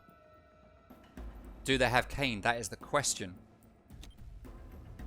He is taking a hit there for ping.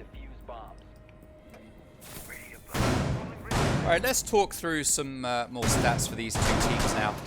We haven't seen them play against each other on Cafe.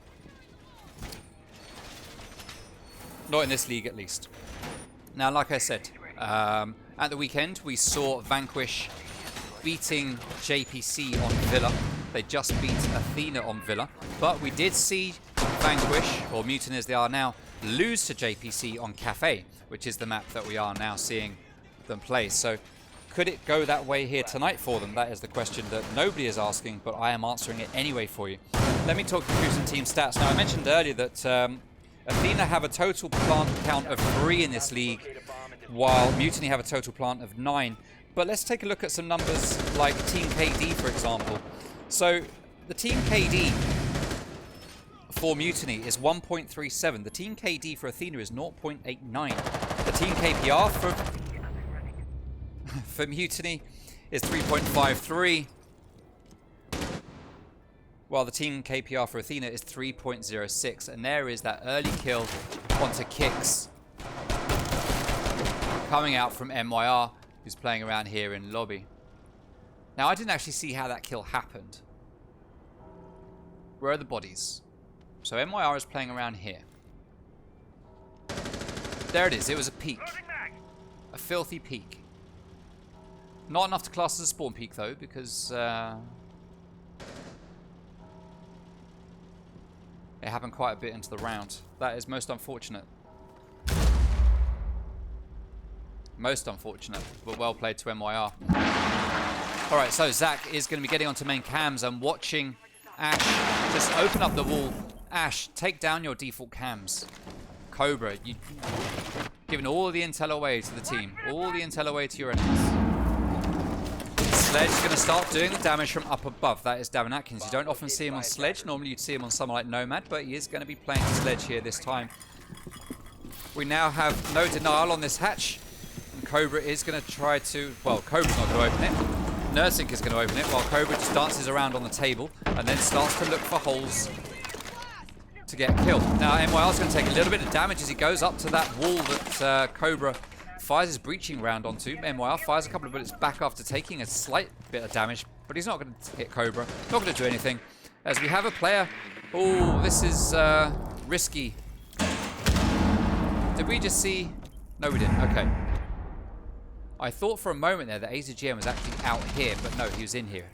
So Sar Bomber is going to get this wall open. That's going to be successful. It's not going to get denied. AZGN will want to turn around, and he will watch this with a shotgun. AZGN with a shotgun and an SMG-11 is just danger. He always plays these same ops. Shotgun and SMG. It's just what he uses. Kane gets taken down by Davin, but Davin is very quickly refragged, leaving us in a 3-3-3. Bomber just pre-firing every angle as he starts to try to get control. Hibana has dropped and is sitting there on the shelving unit and is going to start to run in. Stun grenades are going to go out. It's got no drones. Let him know exactly what's going on. Zach gets the double. Just Toby takes one, and Sar Bomber goes down to AZGN with that shotgun. And that's the first round. Going to Mutiny already.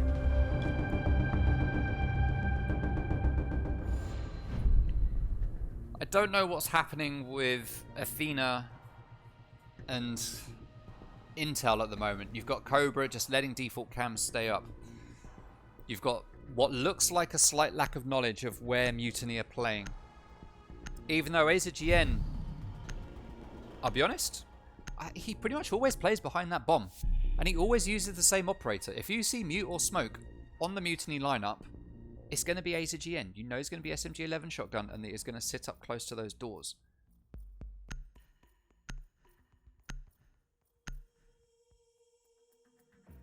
So, I'm just not sure what's happening with Athena right now. This is not the Athena that we know.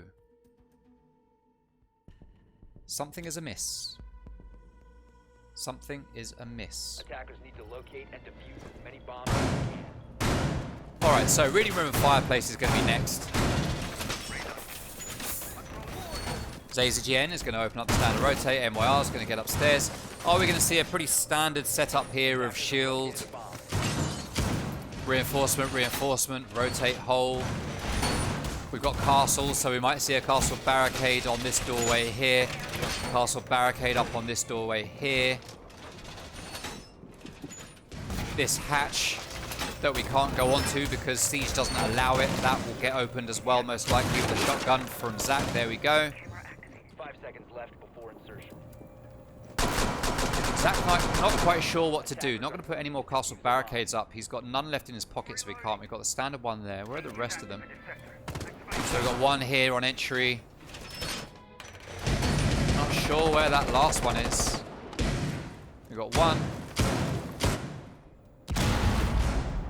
2. No idea. No idea where that last one is.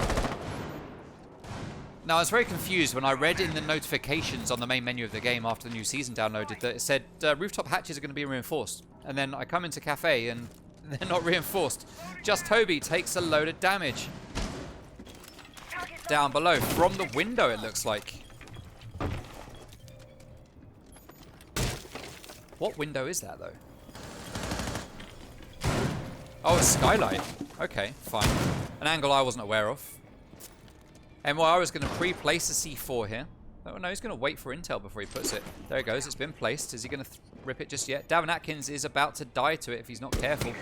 Takes out the default cam. Now would be the time for MYR to rip it, thinking he's there. And sure enough, Davin has backed out and he gets away with his life as Cobra Rosen starts to push in and take control of the top floor. But we have 2 players here, it looks like, from Mutiny, rotating up this white staircase. Kane has managed to make it in successfully. As Cobra Rosen takes down just Toby. But it is AZGN following him. Kane is here. They don't know that Kane is there. They have no idea, I don't think. Pre-fires go out. Maybe they do know as Kane drops back. AZGN is still on this staircase, just waiting with that SMG.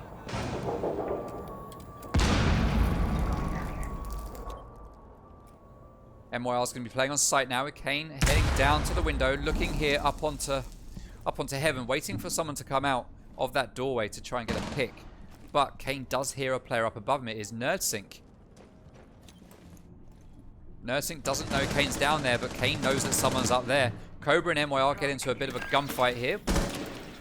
Cobra coming out better as MYR is very low on health right now, 20, but he's going to move out of sight to safety where there are no holes up above him. AZGN still on white stairs, just waiting and biding his time as Kickswar knows that something could happen here. He's going to watch the flanks while his teammates do work up above.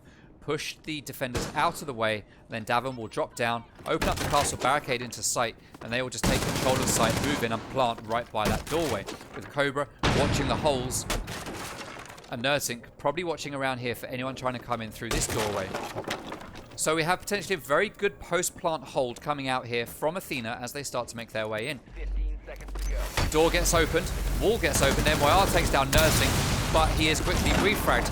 That is the main wall open. Saab Bomber is moving in with Diffuser. He takes down the player that comes through the rotate from Laundry, and he's going to start to plant. Saab Bomber does team kill though, and take down one player, and that loses it.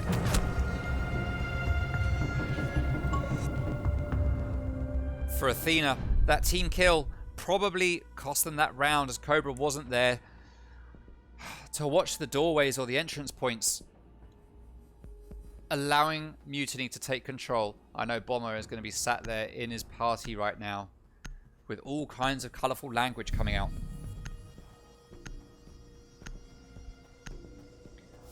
Kane is going to have to 6-pick Tachanka because he's not allowed.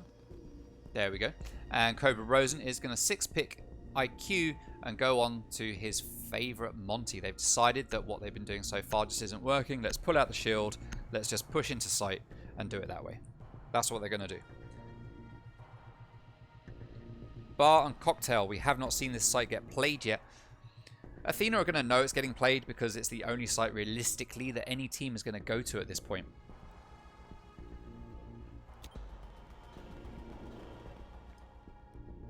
Attackers need to locate and defuse as many bombs as they can. He's ready. Fixing my evil eye. Body set. Banshee set.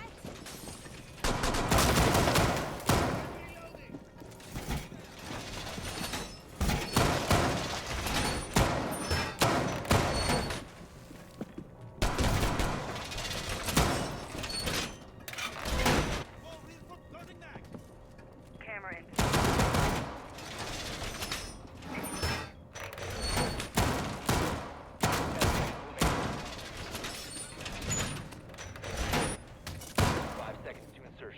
Alright, so MYR possibly going for another peek here. It was successful for him the first time. I don't think that bullet hole is really that useful, to be fair. And Mutiny now just feeling full of confidence, I guess, opening up all these holes. Look at my evil eye. Just running around, just getting ready to make plays. They've got one map in the bag. They know they've got a point secure and that they are going to remain at the top of the board after this game, whatever happens at this point. But Athena have everything to play for. Well, not everything. They have 50% of everything to play for. They really need to win this map. They cannot afford to lose it. Drones are going to go out. Monty getting ready to drop in, waiting for that intel. Davin's drone is in, which means Monty will be able to drop down any moment now. There we go. And Saab Bomber just watching his back. Hey, thank you very much for the follow, Baraka. Much appreciated. We have the standard player holding over here, not quite on Pixel Peak, but just in the doorway. Just Toby and SGN are going to back out as MYR is going to keep playing on these red stairs and come up to try to get to Saab Bomber. Kane takes down Kicks. MYR is going to keep pushing up. Does Saab Bomber see him there? No, he would have heard him run away. But he's not paying attention in the right direction as MYR is going to start to possibly come up that way. He is sitting on the staircase just waiting to make a move. Is he on drones? He is on drones. On cams rather. Oh, Saab Bomber knew he was there on cams. He can just push downstairs and get that kill. Cobra Rosen has taken a lot of damage as just Toby sits on white stairs. AZGN sitting on planks, just trying to hold back Monty. Monty can just push forward, but he's not. He's just biding his time. MYR starting to make his play up this red staircase to come up from behind Bomber, and he sees Bomber and takes him down. What a play. 5v2 now as MYR tries to take down Hibana, and he is successful. How does he get away with that? Davin Atkins drops and manages to get that refrag. He is a 1 versus 5, 1 versus 4 now as Kane comes around from behind. We get a touch of lag. I don't know if Davin had a touch of lag there.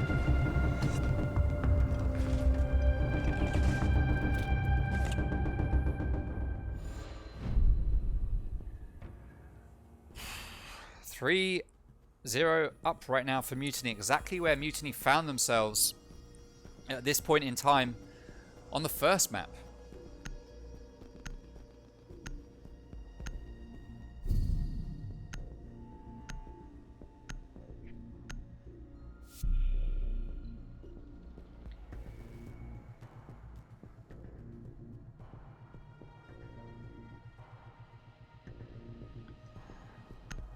Alright, where are we? Kitchen, and Kitchen is going to be the next site to get played. It's just become unlocked for Mutiny, so they are going to head right back there.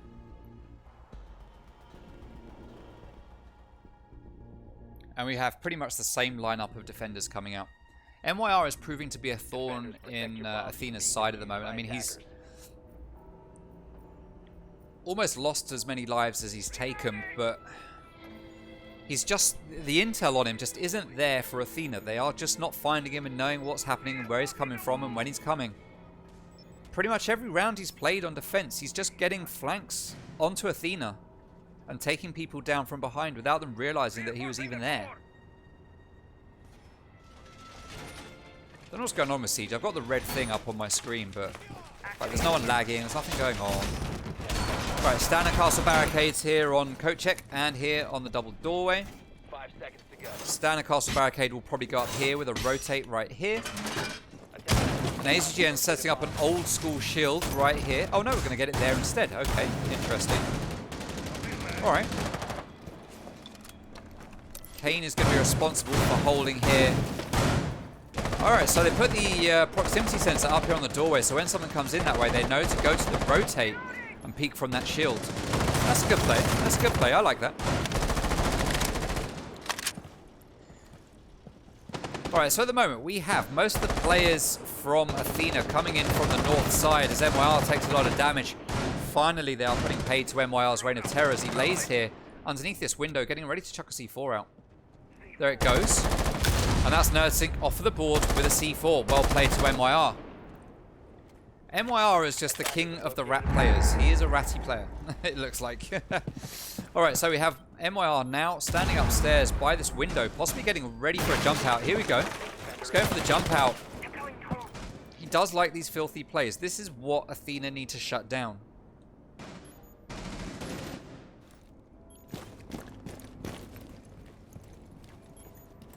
Pings go out. There is a hole in the top of the wall which has been discovered now. So that is going to be used for possible impact tricking. Davin starts to make his way and Cobra takes down AZGN as we take down Bristak as well. MYR comes to get the refrags. He manages to get one. He fires onto the man running out doorway, completely missing Kicks, who is just crouched there in the middle of the bakery. Wall is now open thanks to Saab Bomber, and it's going to be peeked aggressively here by Toby. He's just going to come around. He's got a free pick here, hard right to the doorway. He sees Davin running by the doorway, another one over there in small bakery, and he's going to go back to the rotate. Davin is now in prep. Pings go out. Just Toby takes down Davin. 2v2 now. And Athena here just losing gunfights where they shouldn't be losing gunfights. Just Toby, just two sides here to peek. 1 minute remaining. Plenty of time. 3 drones on the board for Athena. Plenty of time to gain intel and push this. But it looks like we're going to get stun grenades go out. 1 player pushing each side at the same time. Pre-fire's coming in from prep. Another one coming from bakery. That's exactly how it needed to be done. 2 at the same time. That's it. Just Toby gets taken down as he tries to back out. MYR, now the last man standing, is going to peek, watching that breach. Just Toby not dead yet, but he's unlikely to get revived as Bomber takes a lot of damage as he comes in. Is he going to start planting? He is starting to plant. Toby will be able to give intel and give yellow pings as to what's going on. Star Bomber keeps coming off. Kickswad needs to be watching it. MYR with a triple kill. That leaves Bomber all on his own. Plant successful. 1v1 now. As Just Toby is still alive, we'll be able to give intel to his teammate to let him know exactly what's going on. Goes to fake the defuse and he comes back. He sees Bomber. He's got the pistol. Kickswad takes down Toby from the grave. The Star Bomber picks up that last kill and finally puts a round on the board for Athena. Nicely done to Star Bomber. Putting his first kill on the board for this map. MYR right at the top there with 7 kills to 4. He is doing absolute work for his team at the moment. Not the work that Athena wants him to do, but he is doing absolute work.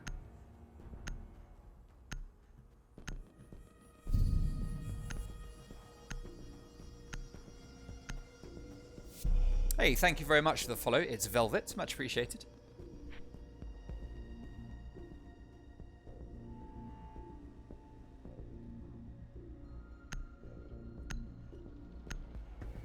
Yeah, Force Rocker. Who? No idea who you're talking about. Never heard of them. Kitchen and Kitchen is going to get played yet again. We have seen a 50% success rate for that site on defense for Mutiny.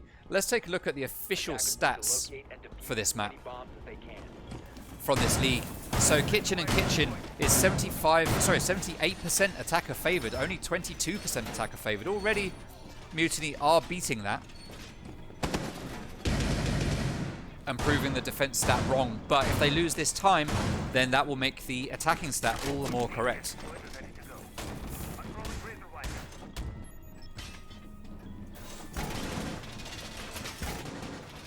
Let's see what kind of setup we are going to get here. We have standard double reinforcement, single reinforcement with a rotate hold, standard double reinforcement over here, and a standard double reinforcement is going to go up here on freezer.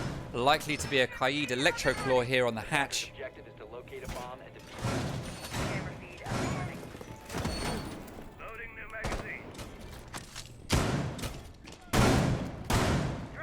There we go, that's that Electro Claw. Doing that work on that hatch. Where is the second Electro Claw going to go to?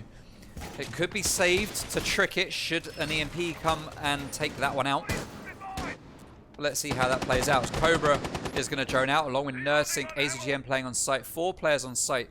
What Athena need to do here is really work on shutting down MYR, who is playing up here on cams on the piano.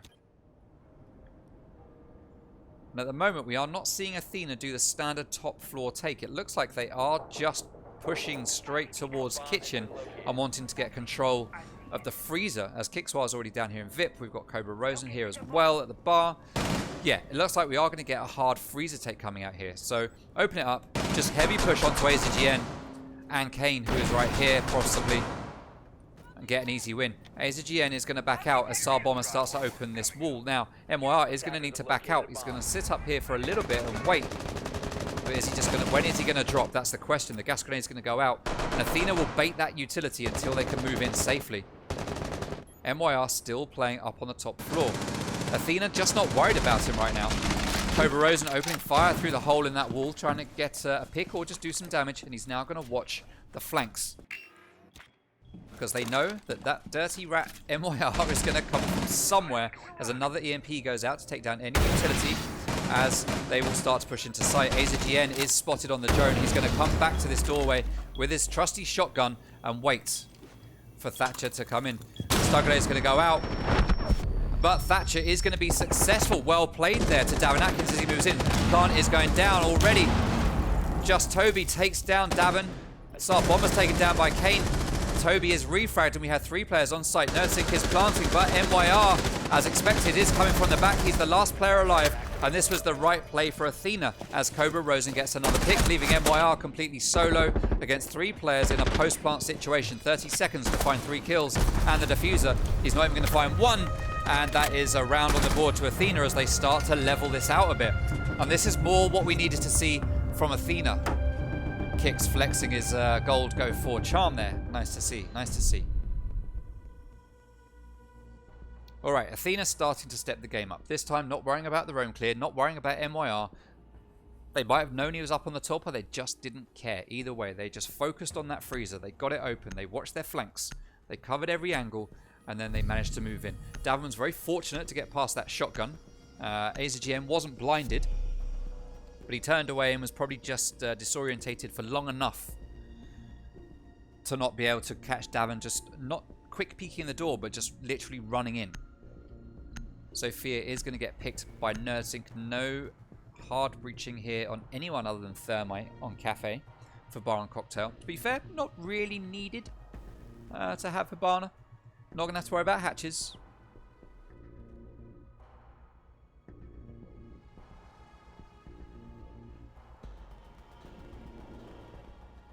So let's see how this one's going to play out as Brisak 6 picks off of Castle and goes on to Maestro. Defenders, protect your bombs from being defused by attackers. New feed active. Is ready.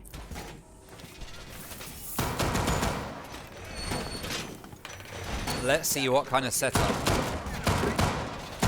Mutiny are going to pull out of the bag here. Standard ADS here under Skylight.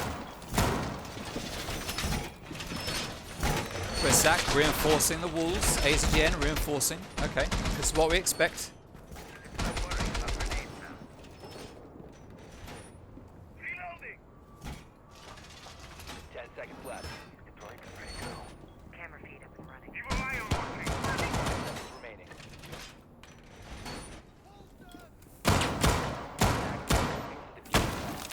Zach opening up all the default holes to deny any default plant spots. Using his trusty bailiff, great little gun, and the standard rotate being opened up onto Shaiko.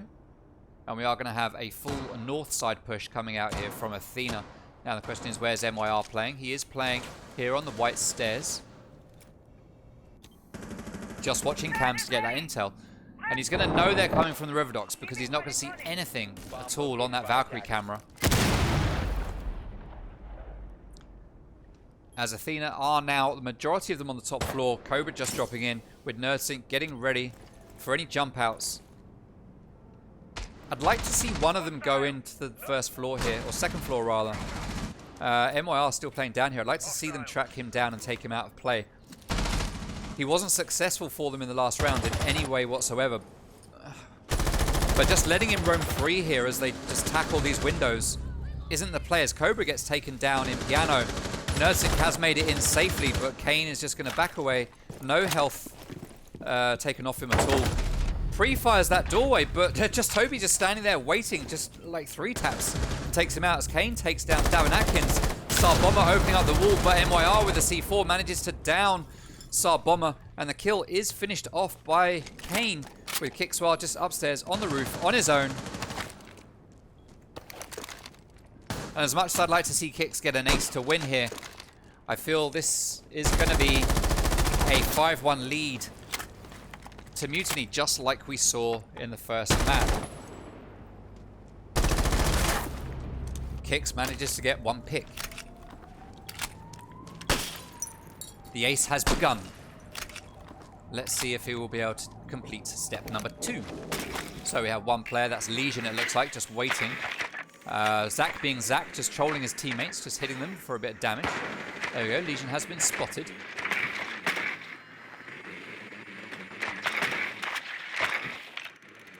I would expect that Athena right now will be taking this opportunity to have a little talk about how they're going to approach this on attack to make sure that they can win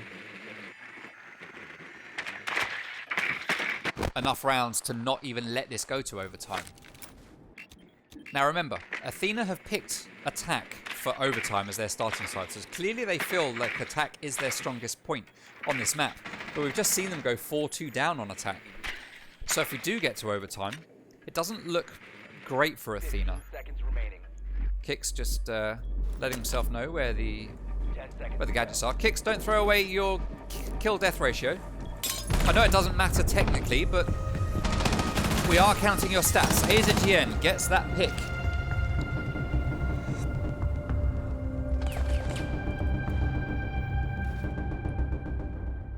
And as called, that is round to Mutiny, as the sides now switch and Athena will go onto defense.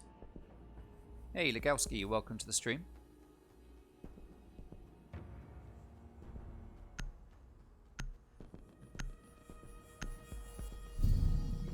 Alright, Reading Room Fireplace is the first site to get played here by Athena.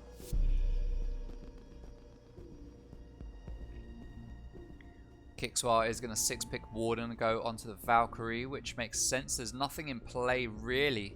Why I say that, I mean, you've got 2 sets of stun grenades with Ash and Hibana, who is getting 6-picked anyway. Possible stun grenades on Thermite, possible stun grenades on Nomad, to be fair. Could be a lot of stun grenades here coming out. I would expect Ash might be bringing the breaching charges. She has done previously. I don't know. Let's see when we get into the game what they're packing. 3, 6, 9.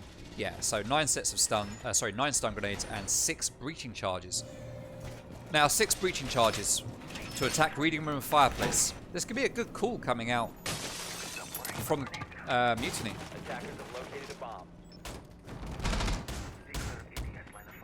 We are going to get a standard top floor hold. It looks like we've got Castle ready to barricade off everything that he needs to.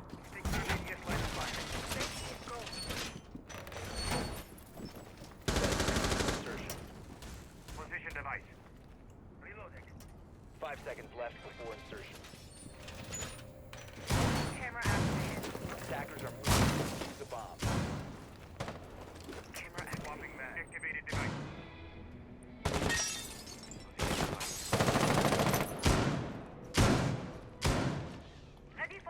Alright, so we are going to get... Loading new mag. Deploying drone. Sorry, I just try to work out what's happening.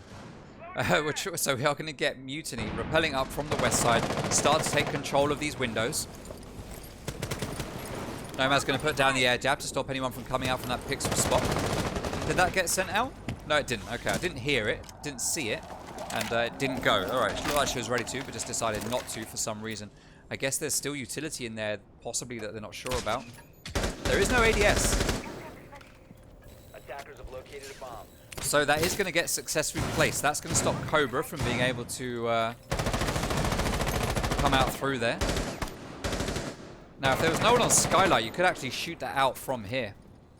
Cobra's going to make it past. How? How did that happen? How did he shoot it? Did you get the angle on it?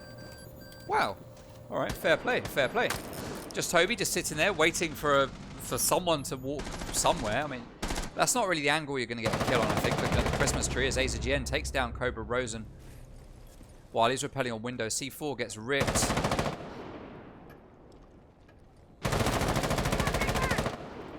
We need a player, possibly Kicks, to head down those white stairs right now and take down AZGN. There is no one there to deny it. And AZGN has just given up watching it. So we could see Kicks just go down there and get that pick, but he's not going to go for it.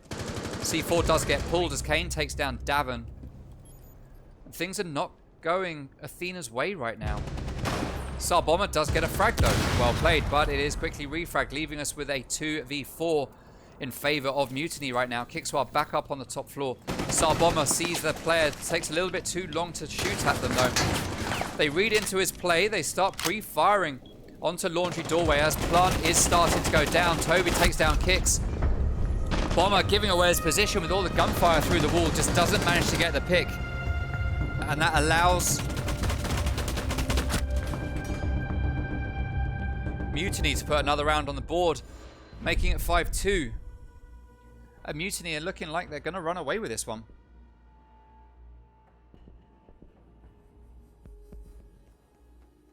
Hey, K9 with a raid. Hey, thank you very much, K9, my guy. Much appreciated.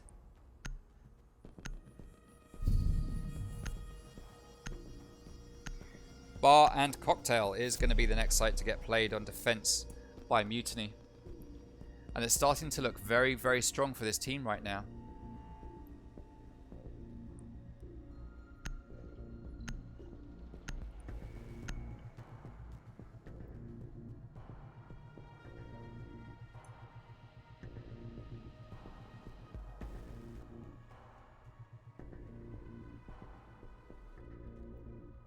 Alright, so we are going to see Kicks. 6-pick Maestro and go on to Ella. Could this be the play that they need?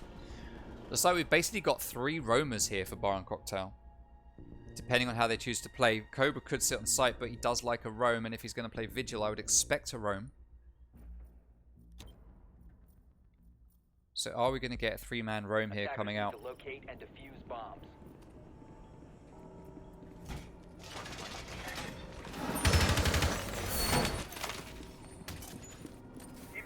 Right, so standard reinforcement. We will no doubt get a rotate here onto Shaiko, just as expected. Standard rotate here. Cobra going to reinforce before he ducks out and goes to roam around the building, trying to get random picks as best he can.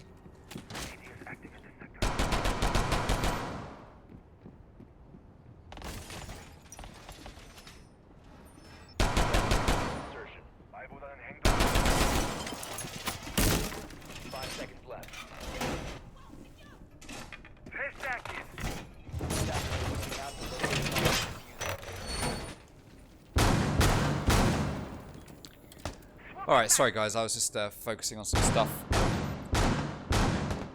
admin things that need to be taken care of. Davin's going to go for the spawn peek. Cobra Rosen gets a spawn peek onto MYR. That is payback. Now, we saw them play this way against King's Creed on defense on this map, and it paid off against King's Creed very well. If I recall correctly, they beat King's Creed 7-1, as just Toby has already been taken down by Cobra. That's the double. Cobra just has had enough. He is going to spawn peek. He's going to be aggressive. He's going to do what Cobra does, and that is shoot people in the face. 3v5. Early lead here. 2v5 now as Nursing takes down AZGN. Early, very early lead here for Athena with 45 seconds gone and already 3 players dead. Davin getting ready for a massive jump out, it looks like. He's going for it now. Oh, but it's read into perfectly by Briszak, who does manage to take him down. 2v4. That was a play that worked very well for Davin in the last game against King's Creed, but just was not one to be played here. Now, Nursing could go for a jump out, but there is an air jab just outside, so if he does, that will be his doom. But it's irrelevant now anyway, as Zach makes his way onto the roof. And Jaeger is going to come upstairs and wait for picks. Now, Kane is capable of opening these hatches, but he is already in sight, or in the building rather, and he's going to take down Kickstar. Just playing solo, takes down Cobra Rosen as well.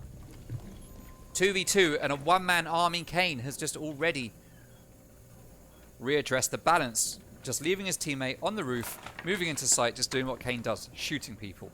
1 minute, 10 seconds remaining. 2v2. Briszak now opening up a hatch so that he can drop in. But that is being watched by Jaeger. And Jaeger's going to get spotted. Briszak is going to go for a peek. Sarbomber sitting here in cocktail. Nursing sitting here in bar. Just waiting for the push. Kane still here in the washrooms, waiting to vault in. Gonna drone. And I'm gonna sneeze.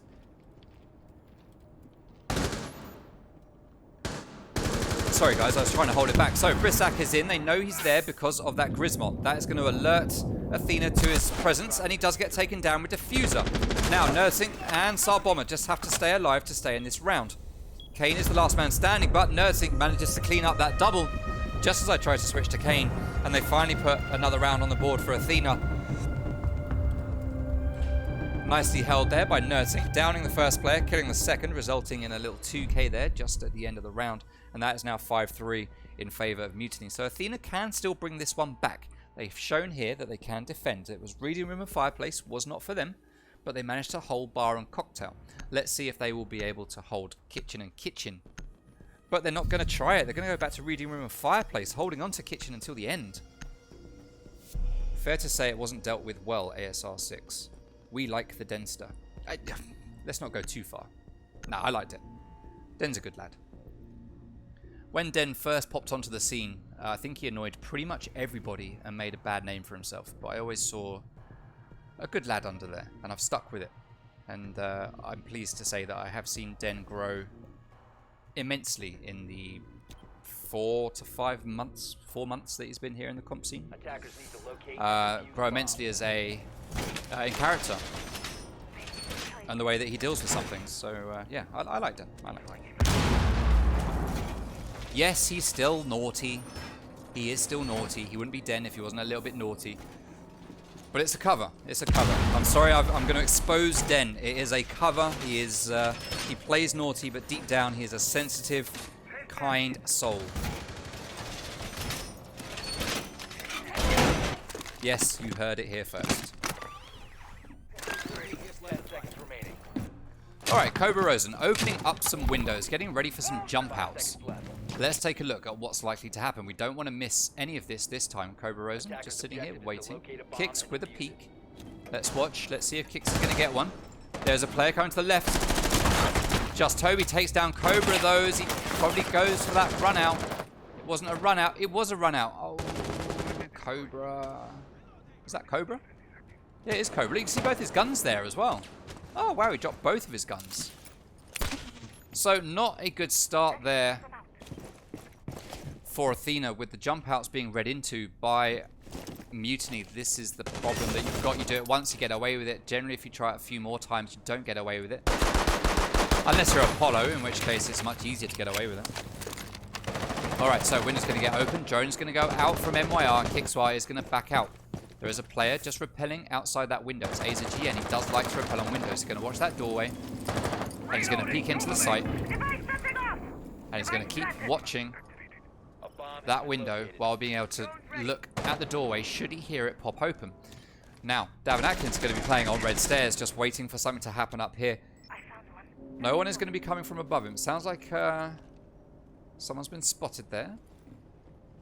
Kickswell playing white stairs. AZGN still playing on this reading room window. Now going to go onto his drones and see that there's no one there. He knows that he's safe. Good flank drone to have. As Toby's going to drop down. Tsar Bomber takes down Kane. 4v4 now. Tsar Bomber evening things up for his teammates. Now we do have one player down here in train, but they don't know that Davin is here and they don't know that Nerdsync is here. So Davin and Nerdsync could be the big plays for Athena right now in this matchup. Oh, Nerdsync goes, sorry, Kickswell goes to that doorway, but he is fragged by MYR, who is watching the angle as Davin takes down for a sack. But the call goes out. Davin comes down, C4 gets ripped, doesn't do any damage to MYR, but does take down the air jab as Davin moves into train, or mining rather. No, it is train, sorry, it was mining the next room, and he does have diffuser. This is big for Athena. They just need to cover this diffuser. Nerdsync is going to be playing up here in bar and cocktail. Well, bar really, cigar area. And Tsar Bomber just playing here in the laundry, just waiting, going on to cams. Just Toby droning out to get that intel, see where the players are. As MYR gets picked off out of that window, that's Nerdsync, making it a 3v2 in favor of Athena right now. Just Toby starts to move into sight. The Banshee goes off, going to let the players know that he's there. So Tsar Bomber starts to peek it, knowing exactly where he is. He's going to back out, head upstairs, and waste time because we know where diffuser is. He can afford to back out. One repels in. Nerdsync is going to watch the angle. Manages to take down Ash. That's just Toby. Is he going to get the second? He pre-fires it. Doesn't manage to get a pick, but he is going to lie and wait. Diffuser still in the hands of Davin Atkins, and this is an easy win here.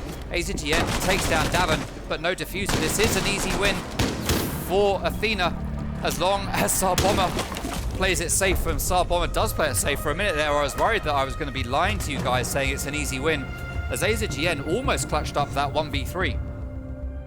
But Tsar Bomber playing very sensibly up above, knowing that there wasn't time to pick up the diffuser, and then playing for that post-plant retake. Bomber made the right move, the exact right move. So well played to Bomber.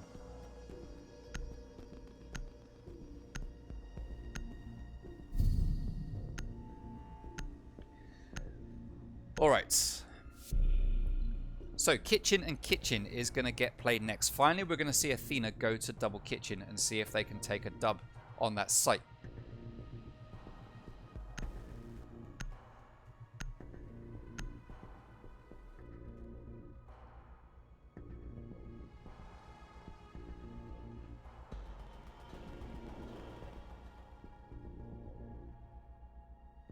Love that from you two, plugging the Apollo name. Yeah, well.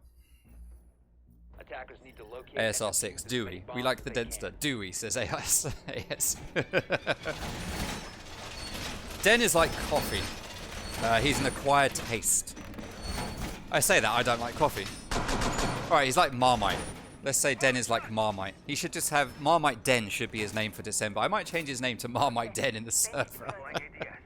Because you either love him or hate him. Den. I do enjoy Den. He does make me chuckle.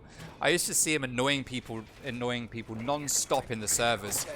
And I've been laughing to myself. Normally when I see people getting annoyed in the servers, I get annoyed as well because I see why they're getting annoyed. But with Den, I don't know. Every time I was trying to annoy someone, I'd still be laughing because I could see he was joking. I could see what he was doing. And I could see he probably didn't really mean it.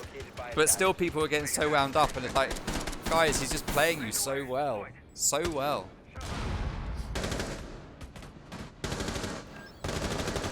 Anyway, back to the game. Back to the game. Enough talking about Den. Oh, Cobra with the early pick onto Kane.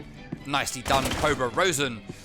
That is with another peak. So this is what Athena need to be doing. Just playing differently. Not playing how you expect them to. And this is what they've started doing on Cafe. Like I said, they did it against King's Creed. And they were hugely successful. They should have started on defense. Because plays like this would have put Mutiny completely on the back foot.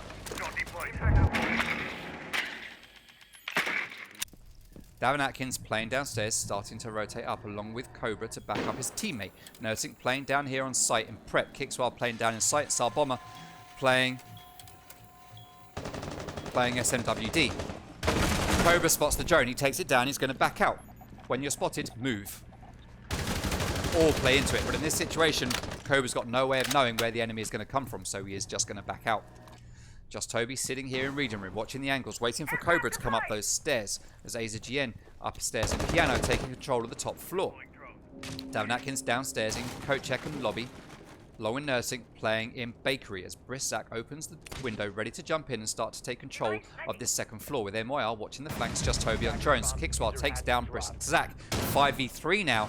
Man advantage still to Athena. MYR droning. AZGN looking for kills. Opening up holes in the floor, trying to get those long distance picks through 2 floors. Just Toby sees the air jab, knows that he's going to be safe from anyone coming up those pillar stairs. And now we've seen the switch from aggression to passiveness coming out. You have aggression, but you don't have... But passion is the opposite, isn't the opposite. Passion is different. I mean, yeah, Athena might well have the passion. They don't have the aggression, they have the passion. But it's actually the passiveness. C4 goes out, does not find the target. As Just Toby is upstairs trying to do damage. He's got breaching charges, he's using them. Sarbomber still playing downstairs, waiting to get a pick through the floors. AZGN making holes with his skeleton key. MYR takes down Kickswell, but is quickly refabbed by Cobra Rosen. That's the first kill for Mutiny. 4-2 now with 30 seconds remaining. Just Toby and AZGN stalling out here as Toby starts to make his way down red stairs. AZGN coming to join him from the small bakery window to try and get in to either get that plant or get 4 kills. But this has got to be an Athena round. Stun grenade goes in, but the ADS tears it from the sky. One player down at bar watching. That's Cobra Rosen with a triple kill. Cobra Rosen gets down, leaving Just Toby all on his lonesome. He's going to try to get that kill to pad his stats at the last moment. 2 seconds remaining. There he is. That is the stat pad. But the round still goes to Athena. And they make it 5-5. Whatever happens now, we are going to see 2 more rounds get played. TTV Fogey, welcome to the stream. Thank you very much for joining.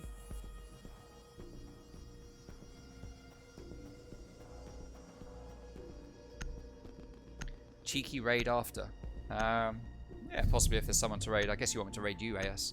Just need to spend those points, my guy. Spend those points and we can guide the raid your way. For anyone who is around after the post-match highlights. I always have the post-match highlights now, and I'm not going to do a stream without post-match highlights. I like them. I feel like they add a lot to the ending of the stream. So AS, if you're going to spend your points on a raid, then let us know. Defenders, protect your bombs from being defused by attackers. And then we can make it happen after the post-match. Alright, so 2 rounds are going to get played here, whatever happens. The question is one team going to win both rounds, or are we going to see a 50-50 split?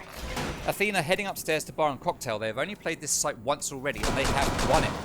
We saw Mutiny play this site twice on defense, and they won it both times. So 100% success rate for defenders at this point, which means, realistically, we should see Athena take the win on this site. If they don't, then that's going to be... a bit of an upset. A bit of an upset. 5 seconds left. Let's see if they can pull it off. As we get to 8:30, with a minimum of 2 rounds left to play. This game will be done by 9 o'clock.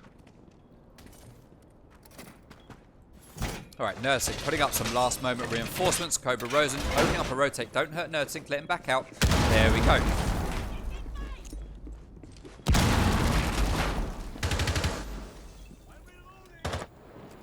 Pretty much every player on Athena right now going negative for their kill deaths. Whereas pretty much every player on Mutiny are positive or even. Guys, people put so much emphasis on kills. You all think, so many people think that it's all about getting kills. That's all that matters. It's kills, kills, kills. If you've got a good KD, then it makes you a great player. Here we see 2 teams neck and neck, 5-5. Whereas one team, every player almost positive. And the other team, every player almost is almost negative. So clearly, the KD is not important. It just isn't. It just isn't. It is not a measure of your ability as a player. It just isn't. If you're a fragger, then yes, it's kind of, you know, if you're an entry fragger, it's a good measure of how good you are entry fragger, but it doesn't matter. This is a team game. It's not a solo game. You get solo ranks for playing as a team.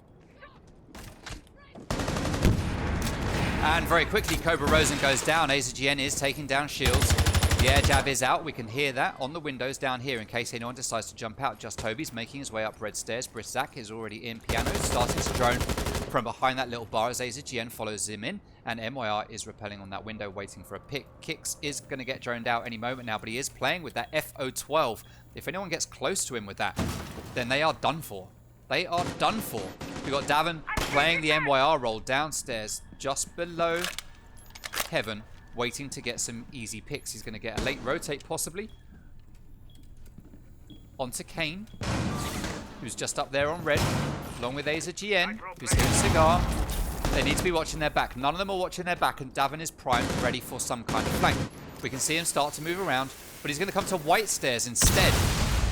That could be a misplay. Star Bomber takes down Briszak though, as MYR gets taken down by Kix with that powerful FO12. But two quick refrags there from Mutiny, leaving us in a 3v2. Kix very low on health. AZGN pre-firing dead bodies. That's not going to do much good. 20 seconds remaining. C4 goes out, but does not find the pick as Kane is in sight. Just Toby is dropping into sight. And he takes down Kixwar, leaving Davin all on his own. Who comes in? He manages to get 2 kills. He picks up 1, but doesn't manage to finish the rest as he tries to crouch behind the bar, but it doesn't pay off. And that is Bar and Cocktail going to Mutiny.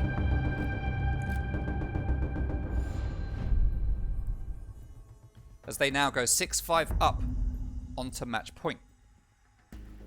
Mrs. Toot, if you can check that Guide the Raid from ASR6, let me know who it's for. And then I can sort it out. Alright, Bar and Cocktail, the last site to get played on regulation.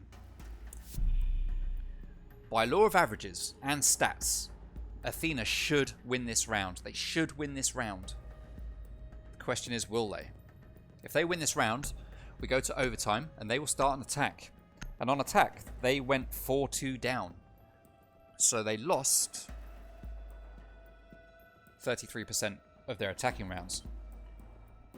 They need to win 50% of their attacking rounds in order to take overtime. Let's see how this is going to play out. We need to see a big fight coming out from Athena here. They have a lot to prove here tonight. To prove that they are still one of the top teams and can get a win in this league. They have had 2 draws and 1 loss, don't forget. Let's take a look at some stats for this site and just remind ourselves. Bar and Cocktail, 38% attacking favoured. That was the one attacking round that just got 1 perhaps, but there is still another one there when it comes to stats available. Actually, no, there isn't, because that's 75% defending win rates. So attack has had their opportunity. This is going to be defending team's time. Stats say so, no doubt. This is an Athena win for this round.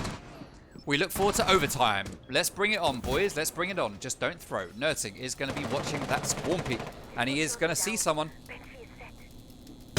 Oh, what a kill! MYR goes down with the shot to the face from Nerting. Perfectly aimed from him. Well played there. Early lead goes to Athena. And typically, we know by stats that the first kill, the first team to lose a player, is typically the team that does not take home the win on that round. Typically. AZGN suffers some damage up on the roof from a C4 from Davin Atkins being thrown out of the hatch. We can see where it landed. It was right here. And AZGN has backed out to save himself from any more damage. He looks a little bit concussed, sort of swinging around from left to right. It looks like my hamster coming out of his bed when he's half asleep.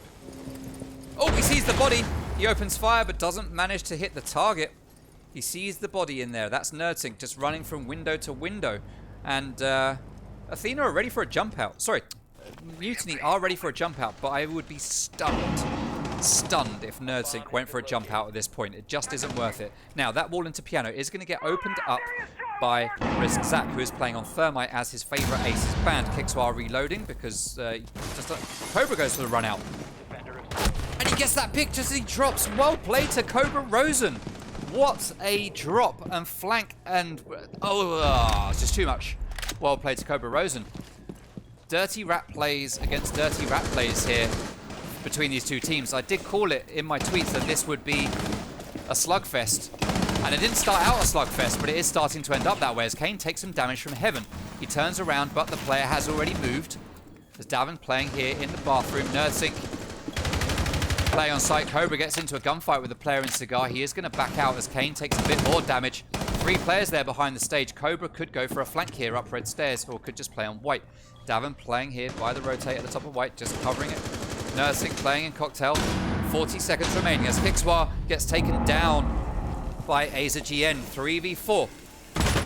Oh, AZGN gets the second onto Tsar Bomber just as I flick away. 3v3 now as R6XBPL opens that wall into the backstage. So that is no longer safe. Back bar, sorry. No longer safe for any of the defenders to go to. But Cobra Rosen takes down Kane. Does he know that R6XBPL is up there? It doesn't matter because he's going to rotate around to white. 3v2 now. Both players from Mutiny very low on health. They have no choice but to go in for the plant. He sees the head of Jaeger. He pre-fires it, manages to do a bit of damage. AZGN is going to push it, and they are in sight with Diffuser. Cobra Rosen is going to have to try and stop this. He comes around, he finds the default plant, manages to get that kill.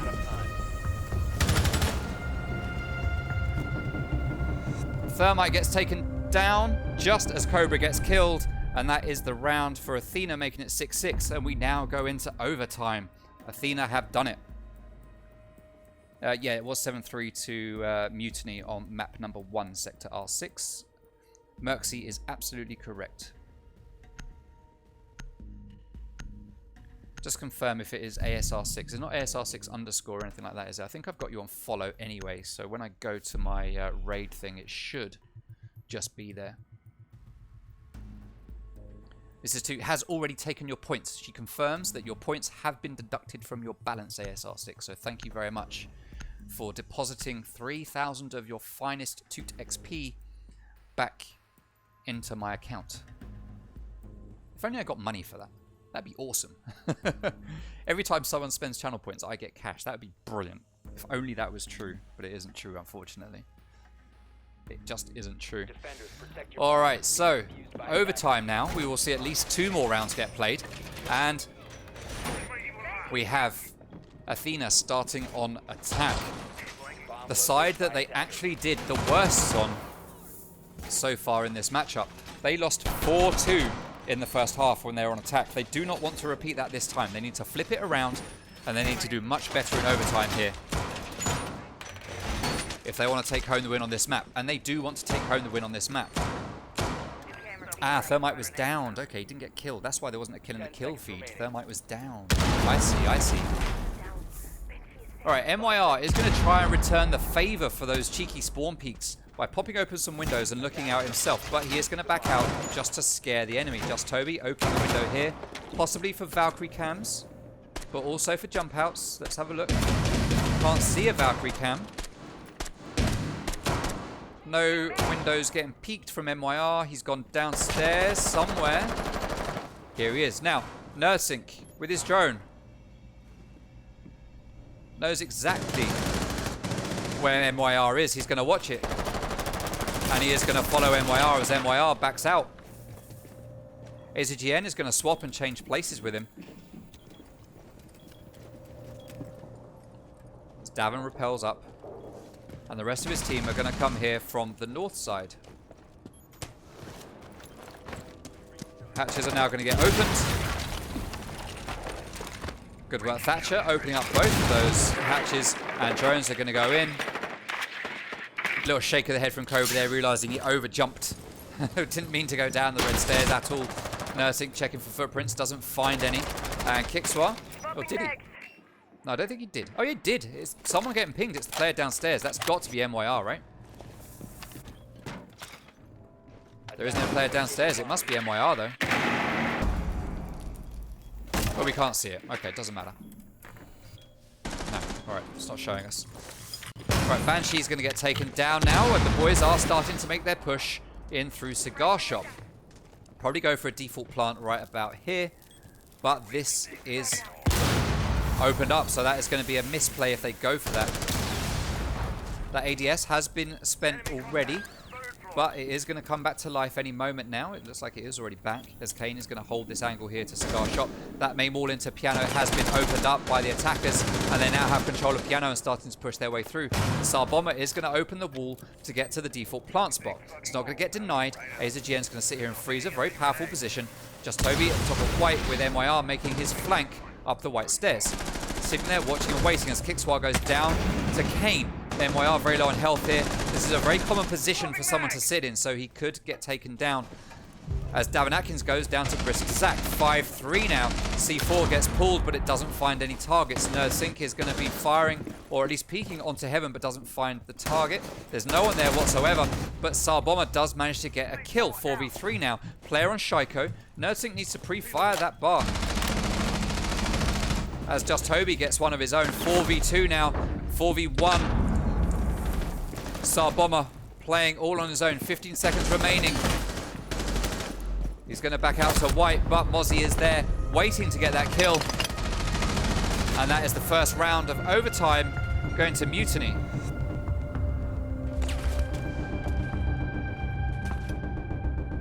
Yeah, I got it. Thank you, Mrs. Dude. I got the message.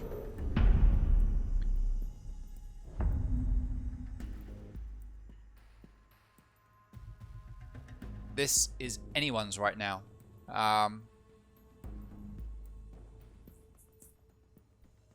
Athena need to take the win on this round, otherwise that's it.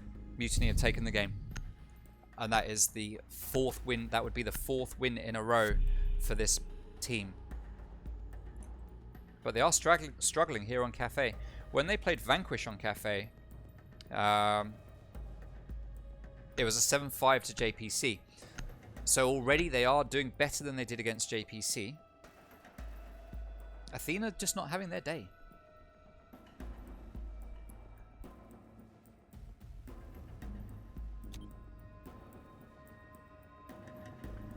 Attackers need to locate and defuse bombs. Athena have proven successful though on defense. They went 4-2 on defense. So let's see if they can pull this one back.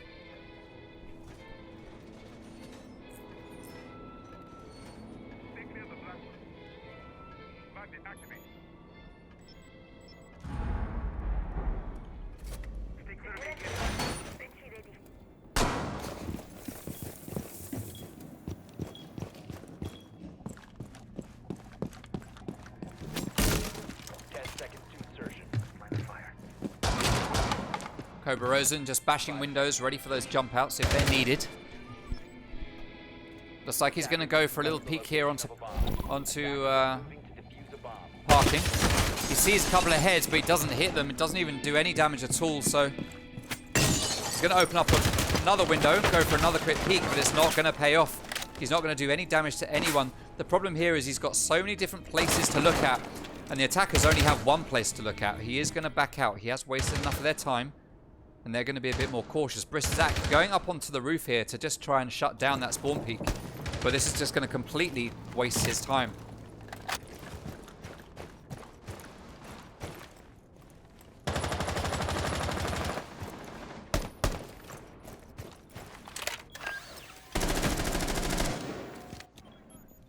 Now, Kane is already behind the bar. 50 seconds in and Kane is right next to the site. Ready to do work. Legion Mine is going to go out. C4 gets pulled. Where's it gone to? Nowhere that's going to do any damage to anyone. That's where. If it had been chucked over here, possible free kill.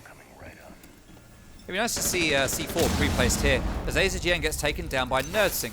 We have 4 players on site for Athena, with 1 playing up above site. And it is now 5v4 as we have Just Toby rappelling up onto this balcony to join no one, because there's no one there right now. I thought there was, but there wasn't. Don't know why I thought there was. Kane still downstairs, just next to site. Is that wall reinforced? No, it's not. NerdSync taking down Brisk Zach. That's the double for NerdSync. He's just going to keep watching that breach. Diffuser has been dropped as Cobra takes down Kane. 2 players left alive now for Mutiny. And it looks like we are going to see this go to maximum overtime. The question is, will Athena be able to reverse their fortunes on attack? Just Toby watching, waiting for a run out, possibly, or a rotate round past this breach. Athena just need to play it cool to take this win. They just need to hold their positions. The pressure here is all on the attackers. They've got no diffuser. They have to make their way in, which is what Toby is starting to do now. He opens fire onto Nursing, who takes a lot of damage, but he does get taken down by Kicks, leaving MYR as the last man standing in a 1v5. And I'm going to chalk this up already as an Athena win. MYR, though, takes down Cobra Rosen as he gets a little bit rambunctious, running out. Peeks are going to be made from the end of the hallway. Impact grenades are going to go out. Sar Bomber is going to try to get that peek. Sar Bomber looking to get a positive KD here, and he starts to step towards that with that final kill. And that is a round to Athena, and we go to maximum overtime.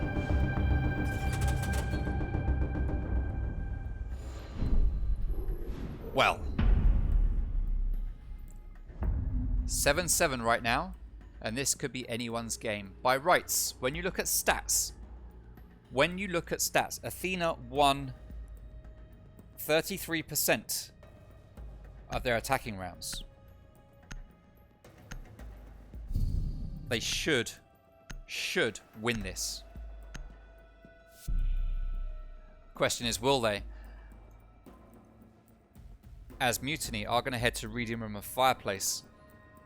They played this site once already on defense, just the once, and they won it. The question is, will Athena be able to combat it this time and take home the win? Who knows? I don't know. Do you know? I don't know. Typhloozon says Mutiny are better than Vanquish. At the moment, I think they look pretty much the same.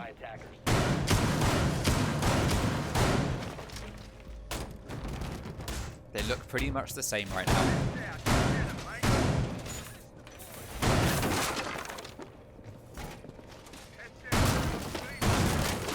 Let's remember that Vanquish won 7-3 and a 7-1, or 7-2 and a 7-1 against Athena on the first day of this league, or second day of this league.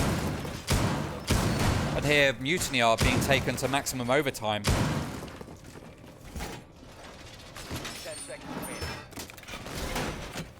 It wasn't a great day for Athena that time, to be fair. To Athena.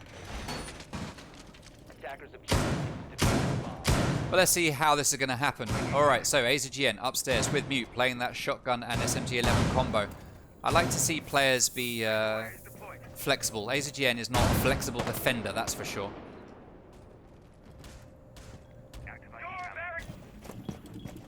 I mean, they could just ban Mute all the time, right? And then you force him onto Smoke. But Smoke is just as much of a problem. But most players want to play Smoke. Alright, Davin Atkins is going to come up to that window right where MYR is sitting. He's going to start working on that castle barricade, but he's just going to give it one tap and then carry on up to the roof, and we are going to get a top floor downwards take here coming out from Athena as Cobra is dropping based on the intel. He is entry fragger. He's going to follow those drones in, and they're going to find Kane and AZGN are the only two sat up here. So Nerdsink has a drone ready in bar. Yeah, that is in bar, just there. Kickswar droning out everything next to it as Cobra checks those white stairs. AZGN just playing on planks. I don't know that they know that AZGN is there. I didn't see a drone come down white stairs. Cobra Rosen is going to come around here, and that is reinforced off, which does allow him to start going to work behind the bar. So actually, this could be a big issue here for Mutiny by reinforcing this wall. That's going to allow the attackers to do a whole load of work right here. Now, yes, Cocktail is the key part, but the attackers can just still do a whole load of work around here, completely unchallenged, as long as the flanks are watched.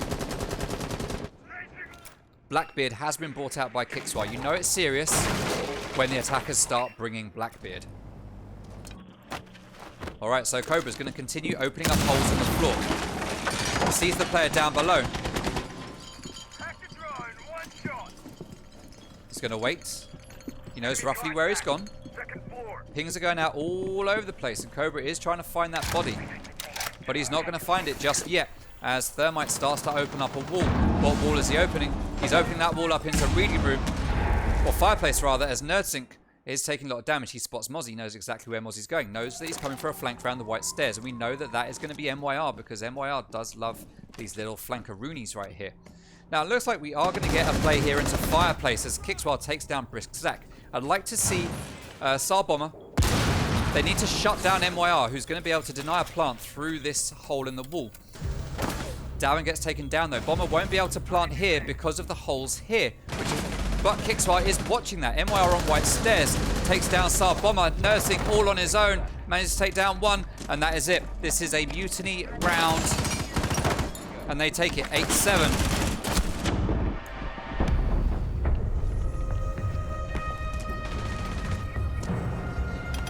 Putting their 4th win on the board in this league. Well played to Mutiny. GG's to both teams. That certainly was a hard-fought victory for Mutiny. It certainly wasn't easy for them.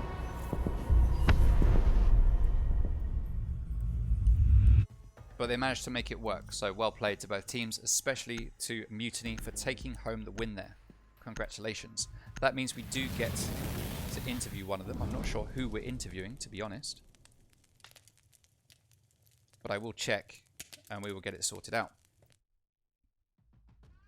Hey, Clayzo, thank you very much for the gifted sub, my guy. Very much appreciated. Always supporting. Good man, Clayzo. Never needed, but always appreciated.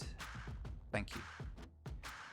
All right, now, let me find out who the interview is going to be.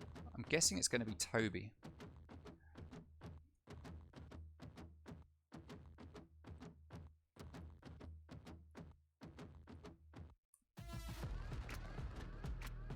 I'm just checking who it's going to be with.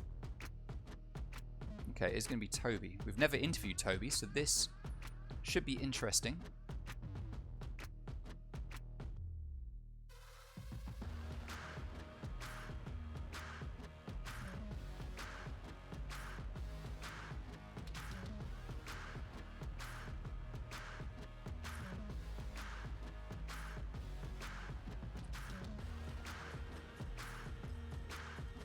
Alright, so yeah, it is going to be Toby, that's for sure.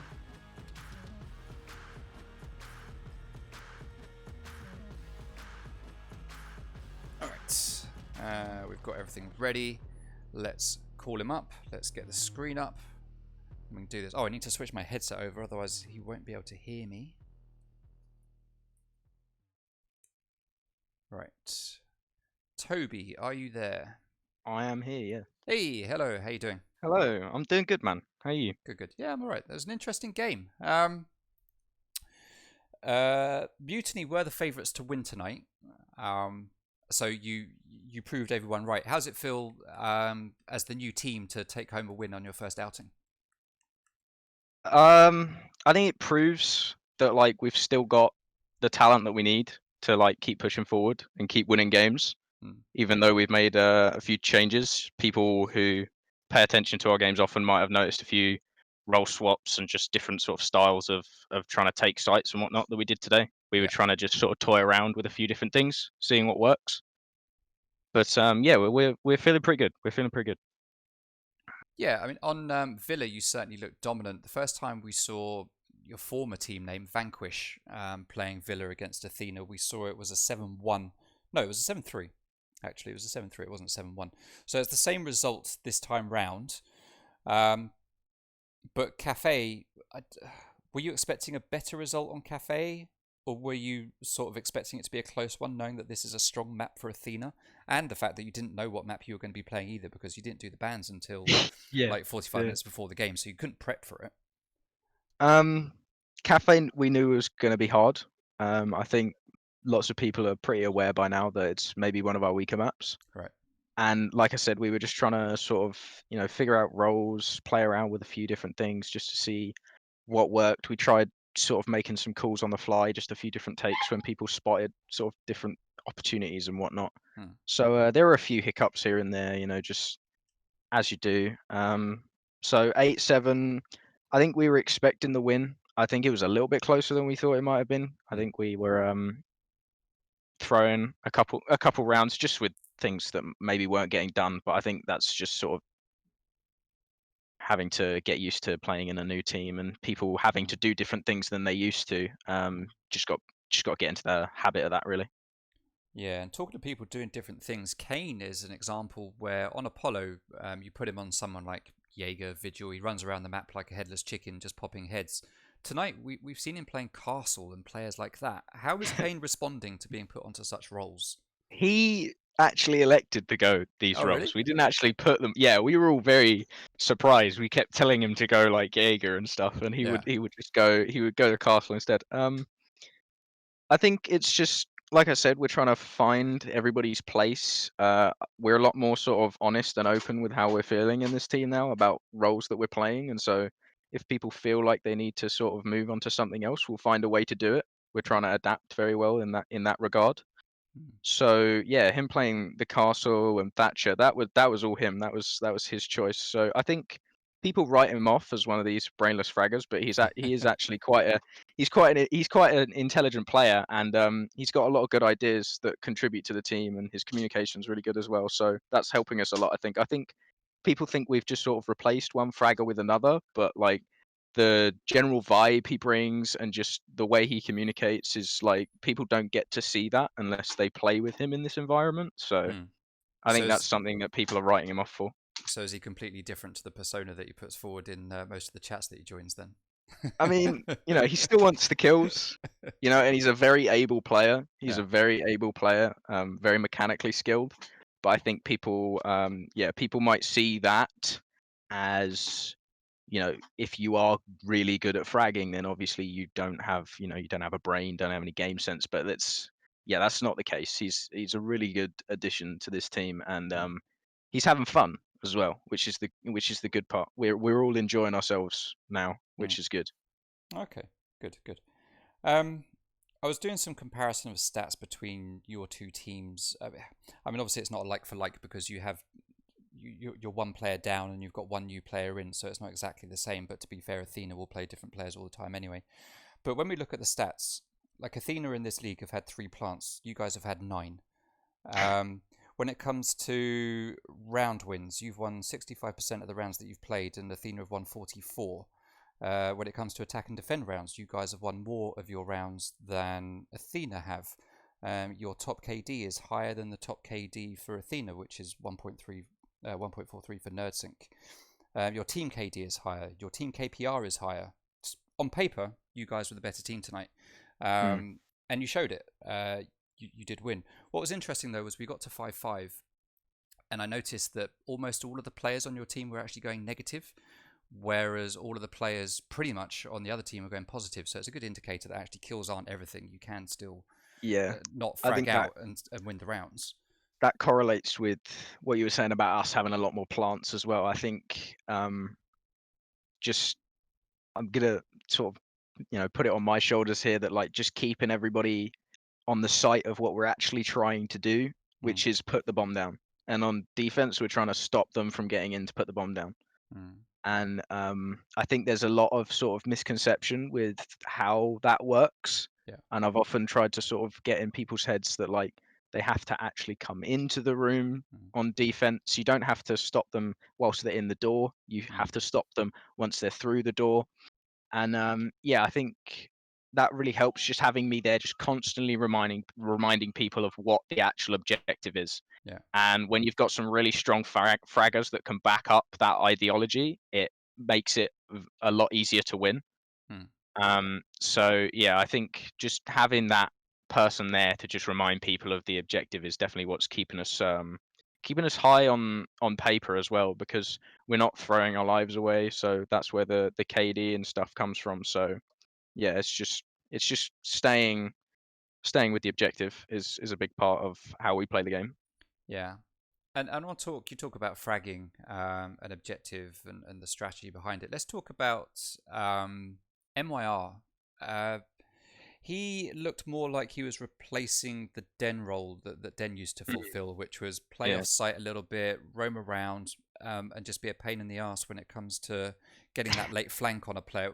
Many times we saw him just sitting middle of nowhere, complete opposite end of the objective, and like a minute and a half in, just flank round and just get a pick and then move out of the way and try and get a pick somewhere else. And Athena didn't really seem to shut that down too well. Is that something you guys picked up on and wanted to play to more, or what was I think the role there we for were everyone? actually we were telling them off for a little bit actually Right. when after a few rounds, because like I say, they have to come into the room, and Athena are definitely a team that like to play the objective, Yeah. and they will have a lot of people pushing the objective at the same time. Hmm. So having a lot of guns on site is very good especially when playing against them. So having somebody downstairs playing for a flank or a C4 actually puts you at a disadvantage, because you're taking that chance that that C4 or that flank is going to work. Yeah. Whereas just having that gun aimed up on an angle with somebody else is a lot more beneficial.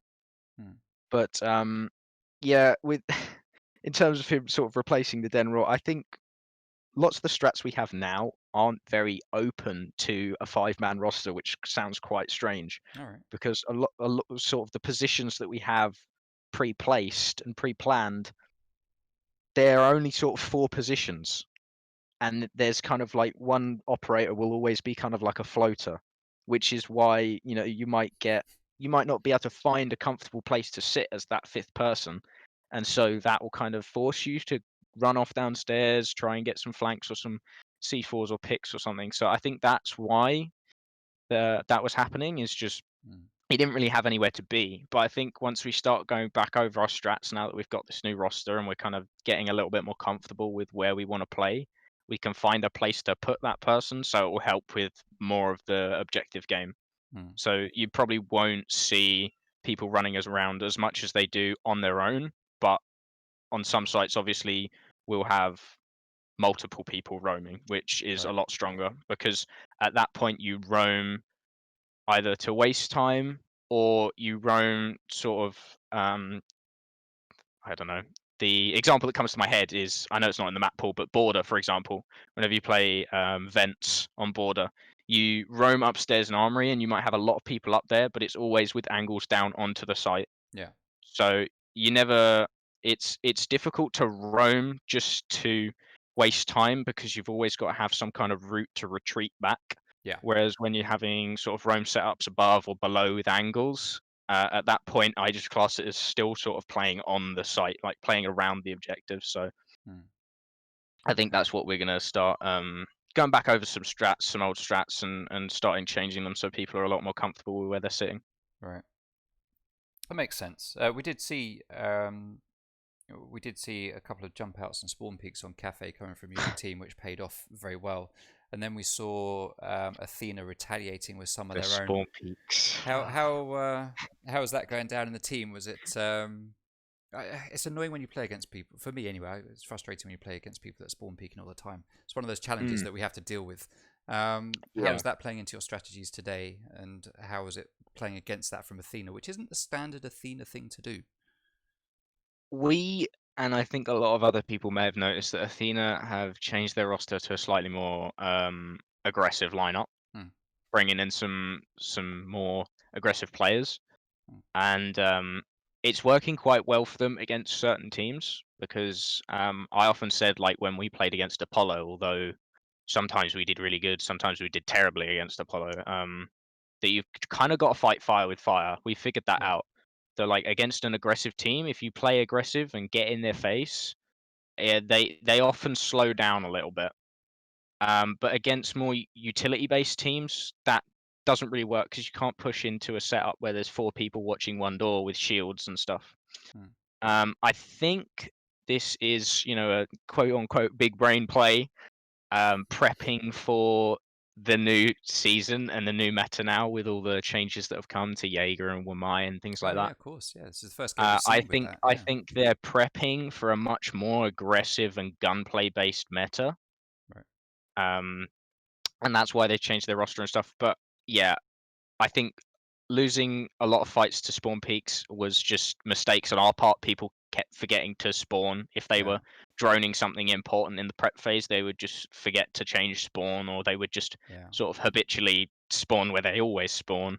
And yeah, we kept trying to tell people to stop spawning there, and they kept spawning there. And there's a lot of windows and a lot of different jump outs on Cafe, so you can never expect the same place every single time.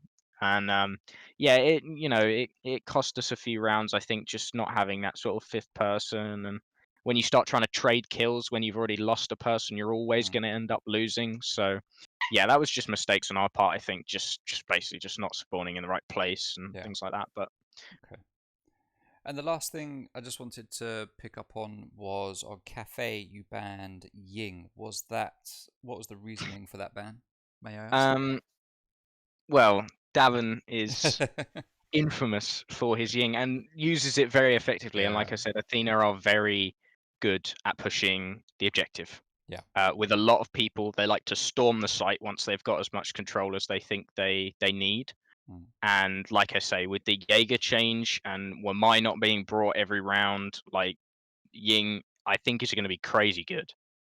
So for a team that we know played that when Jaeger and Wamai were already like sort of in their prime, now that they're kind of fading out, it's a scary thought. So we thought we could deal with the Monty a lot easier than the Ying, because Monty's another one. Cobra's obviously known for running the Monty, so we just banned the Ying. It just makes holding things a lot more comfortable because you don't have like 15 flashbangs coming at you when they're trying to storm the site. Okay. All right. Well, it certainly paid off for you in the end, obviously. All right. Well, before we close, is there anything you want to say to the stream or to Athena? It was a good game from Athena. They took us very far on that last map, and I just want to say that, like, even though we've made these changes, obviously it's been passed around group chats and general chats and all that. We just want to let everybody know that, like, we're still going to be around. We're still going to be contesting for the top spot, and I think this game was about proving that for us a little bit, because we've already got quite a lot of points in this league. We're in a pretty comfortable spot, so this was mainly just about proving to people watching and proving to ourselves that we've still got a strong roster and we can still function with sort of everything sort of switching around a little bit. So yeah, just keep an eye on us, because we'll be doing some interesting things. I'm sure you will. Well, you have cemented your position as first place now. No one can knock you off because you're at the top with 12 points. There isn't anyone close to you, actually. Everyone else is on 2 points. So no one is going to overtake that. So you've definitely qualified for playoffs at this point. And now it's just going to be a scrap for that second place to get into the playoffs. Looking forward to the King's Creed game as well. Tomorrow. I will say that. That's going to be a good one tomorrow. That's one we've got predictions sorted out for that one. But it's one that the team are looking forward to, because obviously you had stuff that you wanted to prove tonight. And obviously the King's Creed will have a certain player that's going to want to prove tomorrow night their own point. We'll definitely be watching. So we'll see how that goes. And I'm looking forward to that one. Next week, you will be playing against the King's Creed. Are you looking forward to that one? Even better. I'm sure you are. Okay. It will be good. It will be from our side at least, it will be a healthy competitive game. Yeah, I would hope so. Despite what some people, might think, like, there's no bad blood from our side in a sense. Good. So. All right, let's not dwell on that stuff. But it would be a good game to watch anyway. All right, well, GG to you and the team, and to Athena as well for putting up a good fight and making it a good one to watch. It's only ever a good game to watch when both teams are making it a good game. So thank you to both teams. And yeah, GG to you for taking that win. Your 4th win in this league, putting yourself firmly at the top. Can't be budged now, definitely into playoffs. So you can relax a little bit for the next couple of games if you want to, and I don't know if you'll save strats or whatever you'll do. I shouldn't put ideas in your head. I reckon we'll keep testing things out. I think maybe. Okay, good to see. All right, brilliant. All right, well, thank you very much for your time, and have a good evening. And we will see you next week. You too, man. All right, thanks for the cast. No worries, thank you. All right, see you. Bye. So that was just Toby from Mutiny, formerly known as Vanquish. I have never spoken to Just Toby before, so that was interesting and enjoyable. Well, I've spoken to him, in chats, but not not spoken. All right, so that is tonight's game. If you look at the right-hand side of your screen right now, tomorrow night we've got the King's Creed versus Free Elo. That is tomorrow night at 6:30 p.m. Then on Saturday at 2:30 p.m. we've got Scythe versus Flex. Normally games take place Monday to Thursday, but because of the new season coming out last night, we just weren't able to put a game on in time due to players not having the new season downloaded in time. So it is what it is, and that game has been moved to Saturday because it was the only available time the two teams could do. So apologies for messing with the schedule, but it has to be done if we want to see these games get played. Well, I hope you've enjoyed this game. It was a 2-0 to Mutiny, a very hard fought 2-0, certainly in that second map anyway. First map, possibly not so much, but map 2 certainly was a hard fought one for them. Even Siege called it a hard fought victory, so it must have been. Before we go to the post-game highlights, and then before we do a raid of ASR6's stream, let me remind you, you can type !prize pool into the chat and you'll see the list of prizes that are available to the winning team here in this league.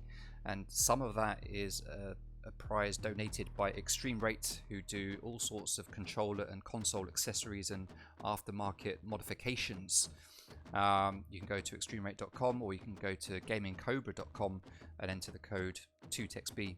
Well, you can only go to gamingcobra.com and enter the code 2TextB to get a 10% discount on the products there, but you can go to extremerate.com or gamingcobra.com to look at the products that they sell, see the kinds of things that they have. Very good products, and they have very kindly donated 5 faceplates to the winning team of the league, and it will be of the player's choice as well, so the players will get to choose which faceplates they get.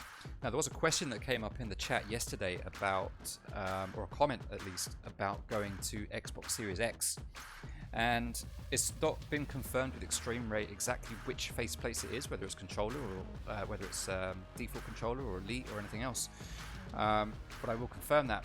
But Extreme Rate are already doing Xbox Series X faceplates. They are available on their website for you to buy. So they are already on top of that. If any of our team has moved to Xbox Series X, hopefully we can persuade Extreme Rate to part with a couple. I have remembered the raid misses too. Hopefully we can get them to part with a couple of those for the team as well, if any of the team's players do have them. So that is it for today's cast. We are going to raid ASR6, but before we do that, we will have the end of stream highlights, and then we'll go into the raid. Thank you very much everyone for watching. We hope to see you back tomorrow night to watch King's Creed versus Free Elo, which is going to be a really good game. King's Creed has a complete new roster, so it's going to be something very special to see. Very special. Alright, thank you very much for watching.